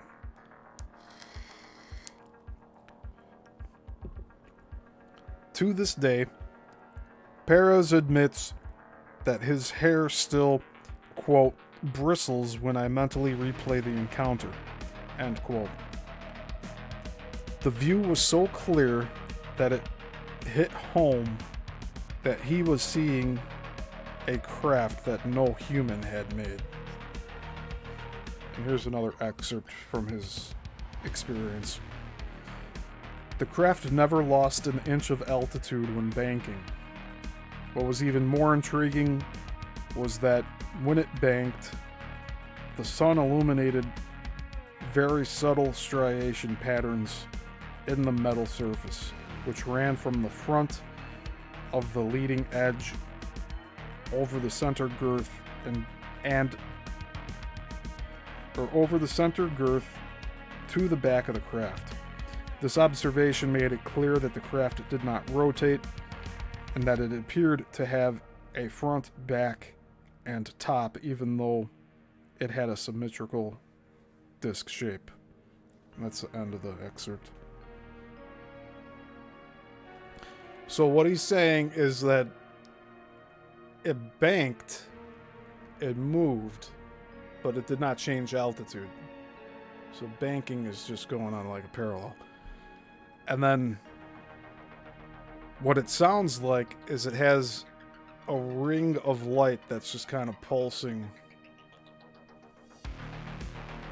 on the surface of it. It says the sun illuminated very subtle striation patterns in the metal surface. Or striation. It's just like lines.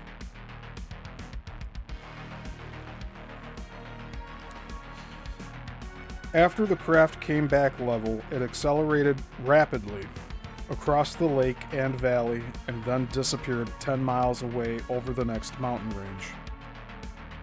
Perez expressed the usual frustration that no adult came out until too late.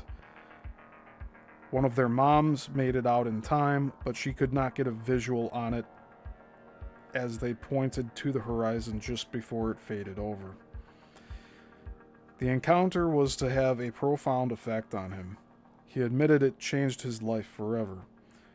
The details he saw continued to haunt him.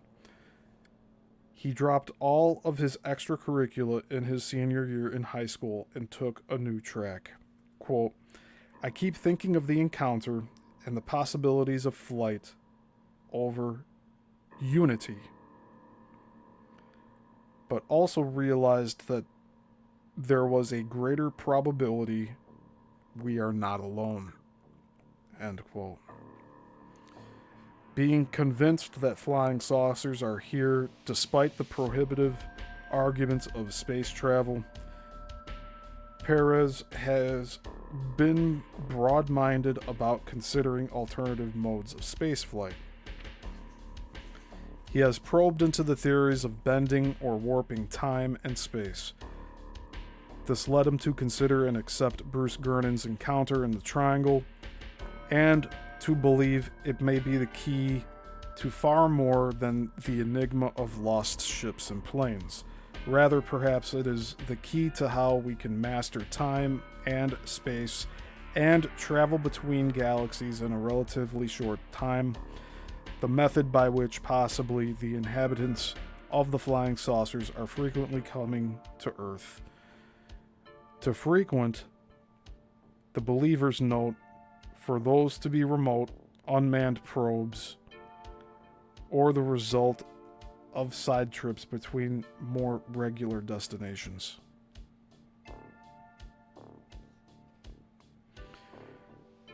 While Miguel Alcubierre's warp drive is considered proved,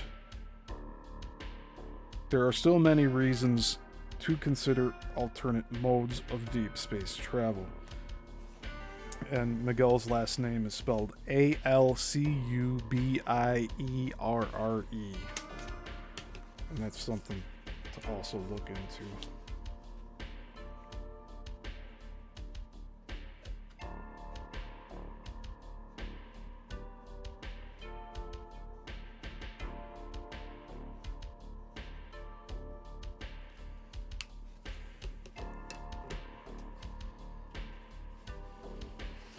Principally, there is the problem of a spaceship fitting within the center of Alcubierre's drive.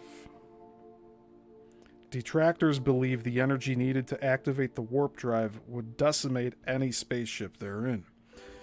An illustrative mock-up has been commissioned by NASA showing exactly what a huge version of the warp drive would look like, housing a spaceship within it.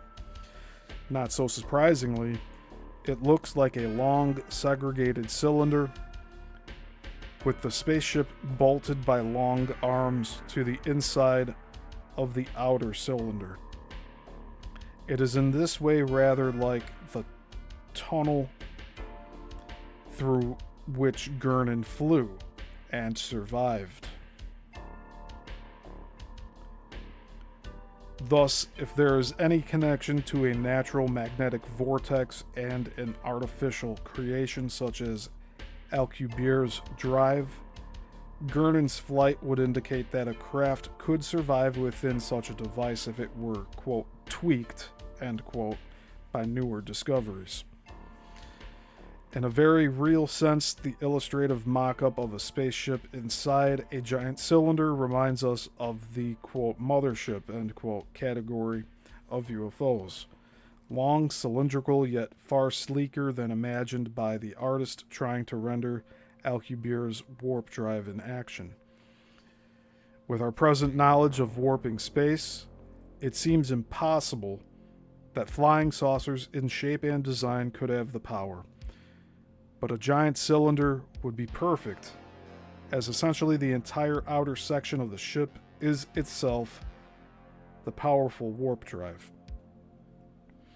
Somehow, quote, mothership, end quote, reports of the last 70 years seem too coincidental with our own newly acquired visions of Alcubierre's warp drive to be just that. It seems more that we may have stumbled upon the science necessary for intergalactic travel.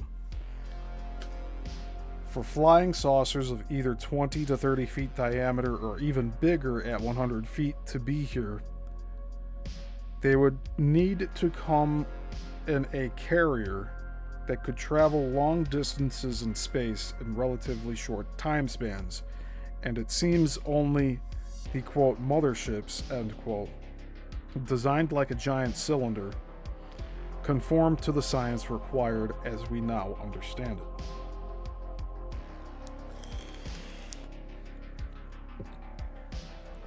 Reports of giant UFOs, both on radar and visually at night, in parentheses, as a light, end parentheses, have confirmed that at times they appear to launch smaller craft, noted by more blips on the scope, or visually by lights issuing forth and traveling along with the original light. The larger saucers could be launching the smaller 20-inch discs, in parentheses, or even the 10 by 12 foot discs, end parentheses. But on occasion, especially high in the atmosphere, one wonders if radar is not picking up the motherships.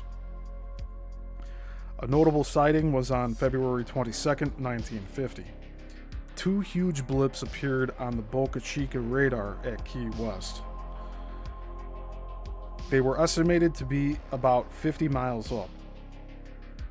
Visually, they were only two bright lights, and the interceptor sent up could not get near them. They soon streaked out of sight. If sight and theory ring harmoniously true,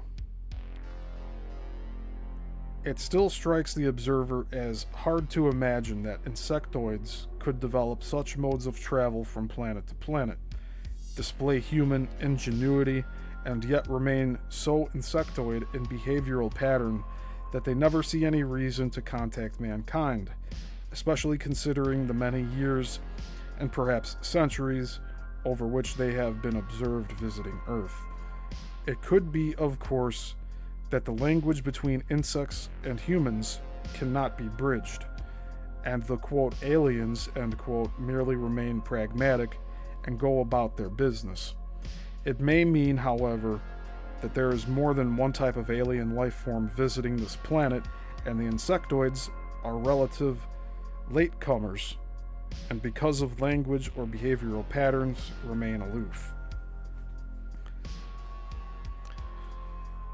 Flying saucers, frequent if not predominant in association with the seas, in particular the Bermuda Triangle and the seas off the eastern coast of Australia, plus their almost exclusive association with remote locations over land until 1947, have suggested to some that there is a colony on Earth from another planet, that the quote aliens, end quote, live underwater or need to live underwater, or that they even are native to the Earth and had developed underwater. The last theory seems too impossible to conceive, but it is a curious coincidence with the modern theories of, quote, aliens, end quote, having an insectoid makeup that even biblically we are told that God created the birds and insects out of the oceans as opposed to the heavy, solid, and relatively sedentary mammals like mankind and animals which he created out of dry ground.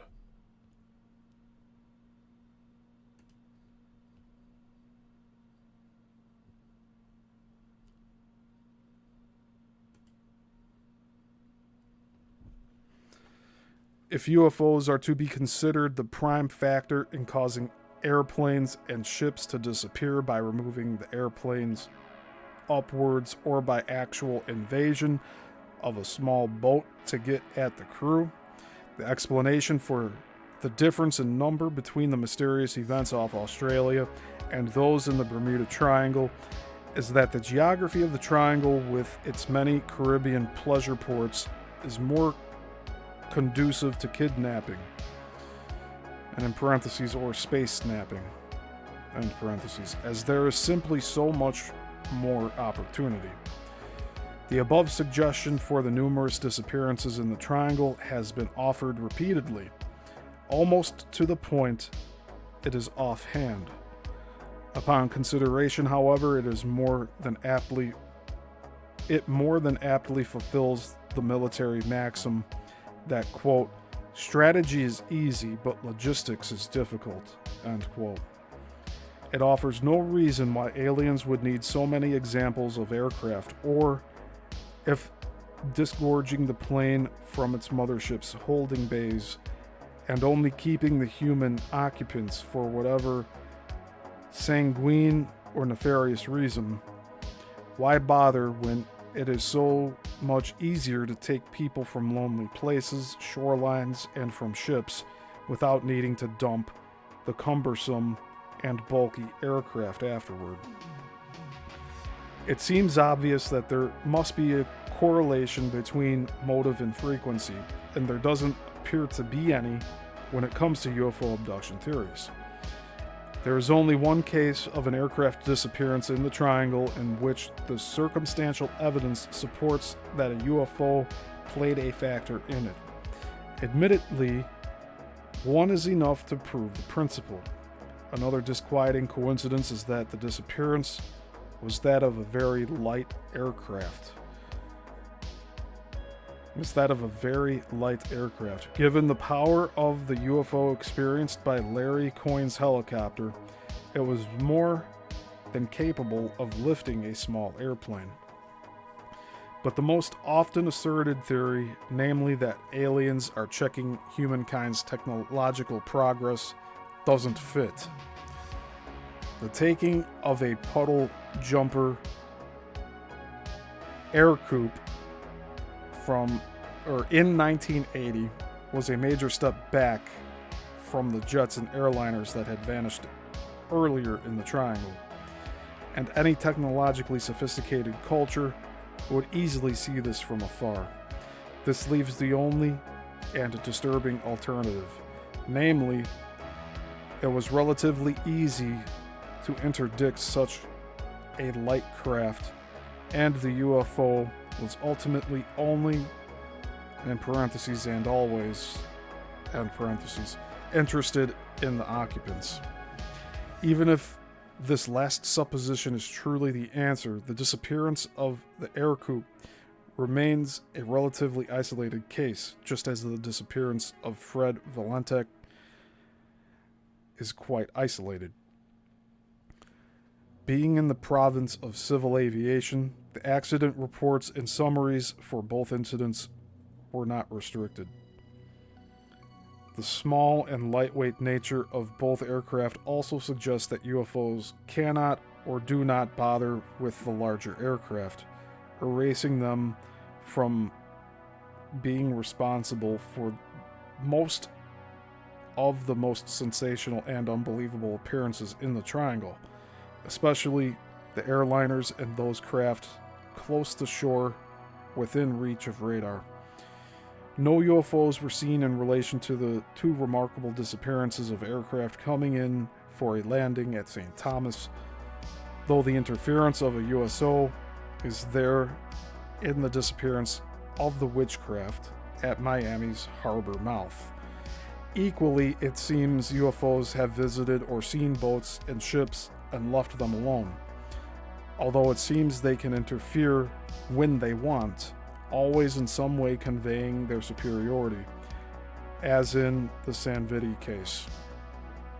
Of course, many planes have vanished so far from shore that their loss is more or less summed up by a Spartan, quote, aircraft damage and injury index presumed, end quote, rather than an investigative report. Any number of these may have fallen afoul one of these UFOs, and it is impossible that we could ever know. If UFOs are really interstellar spacecraft, and if their inhabitants are fairly intelligent, then they know to refrain from kidnapping close to shore where they can be observed doing so.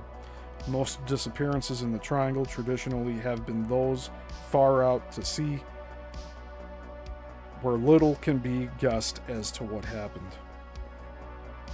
But it can equally be said that too much can be second-guessed for what goes on in the deep sea.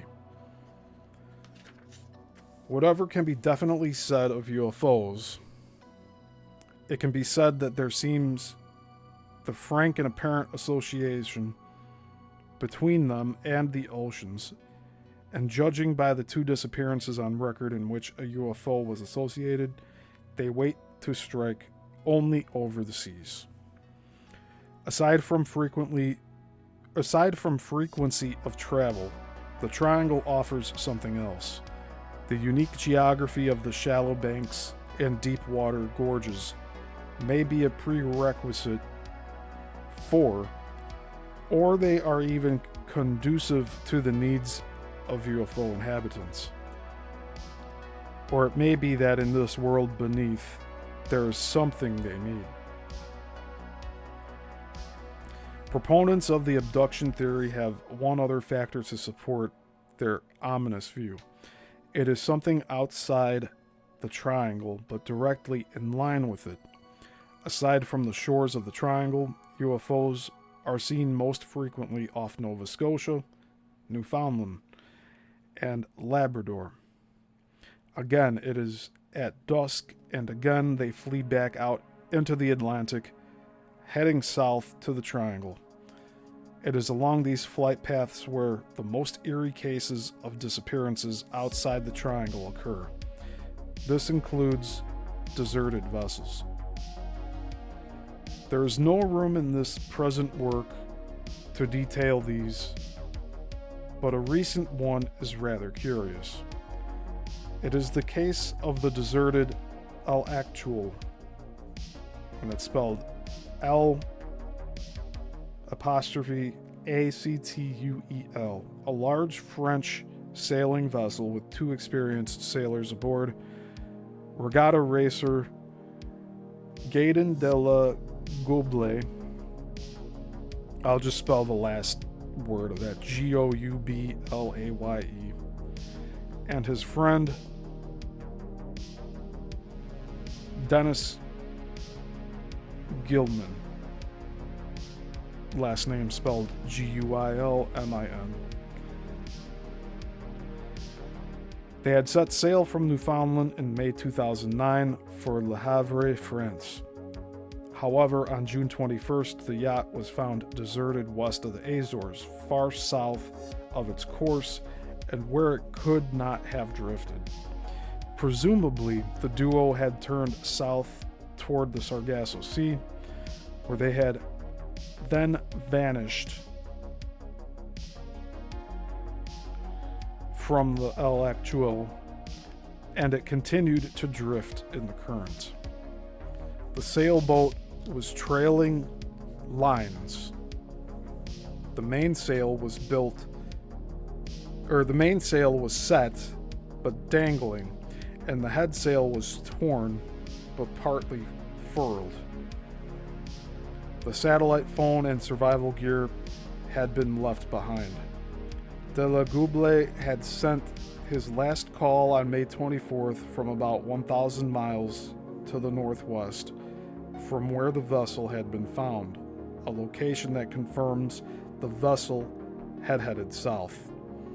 All aspects which may be involved, or at least considered, are, in the eyes of this observer anyway, interesting to contemplate, for so we do here, but the probability of UFOs contributing significantly to the disappearances seems negligible unless some motive which can be fitted to the location is proposed, such as they are simply protecting their own home or bases here, and their acts against our own craft mean little more than when we swat a fly or bee trying to get into our house.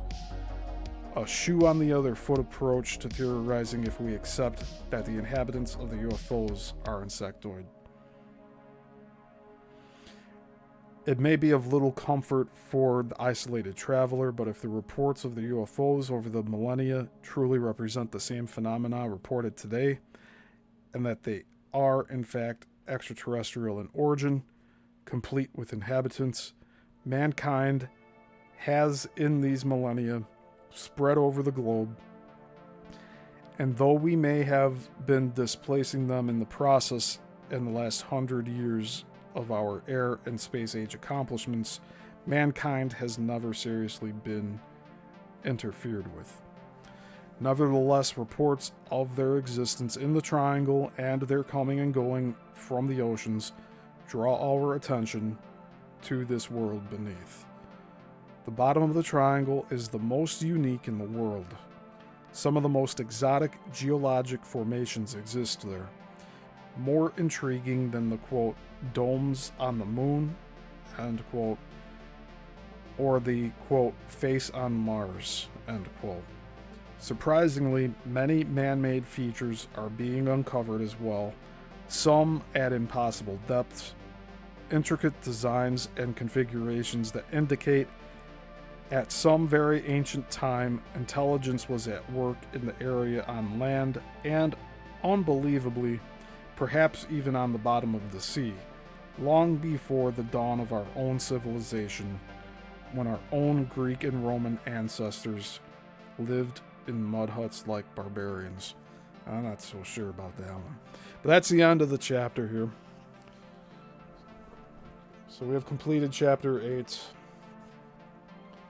So next week, Thursday show, will be covering chapter 9, Beyond Forgotten Tides. And we're really close to finishing the book now. We got a few more weeks left of shows before we complete this.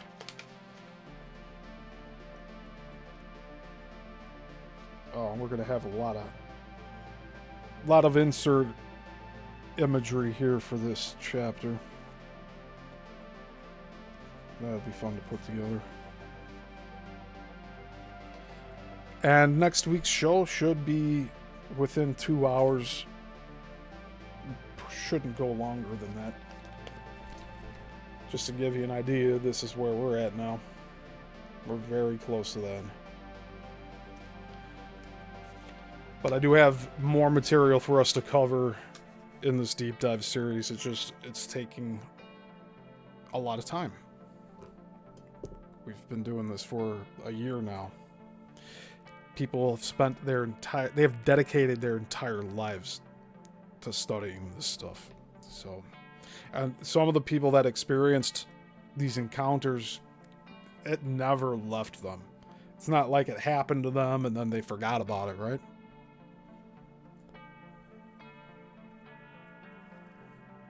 But anyways, keep an eye out. The members of the channel will be doing another Great Lakes Triangle show soon. That show is going to be public in the near future. Definitely by the summertime, I'll start releasing the episodes for everyone to watch. But I'm working on just trying to get a different show format going for the different topics. And after today's chapter, it does seem like I will have to do a separate show on UFOs and USOs. I have a variety of books here that are recommended reading to cover that topic, and it'll be best to separate it from the Bermuda Triangle deep dive series here. But that'll do it for today. I really appreciate y'all being here. Please consider passing this along to your friends if you think they're interested in this sort of thing.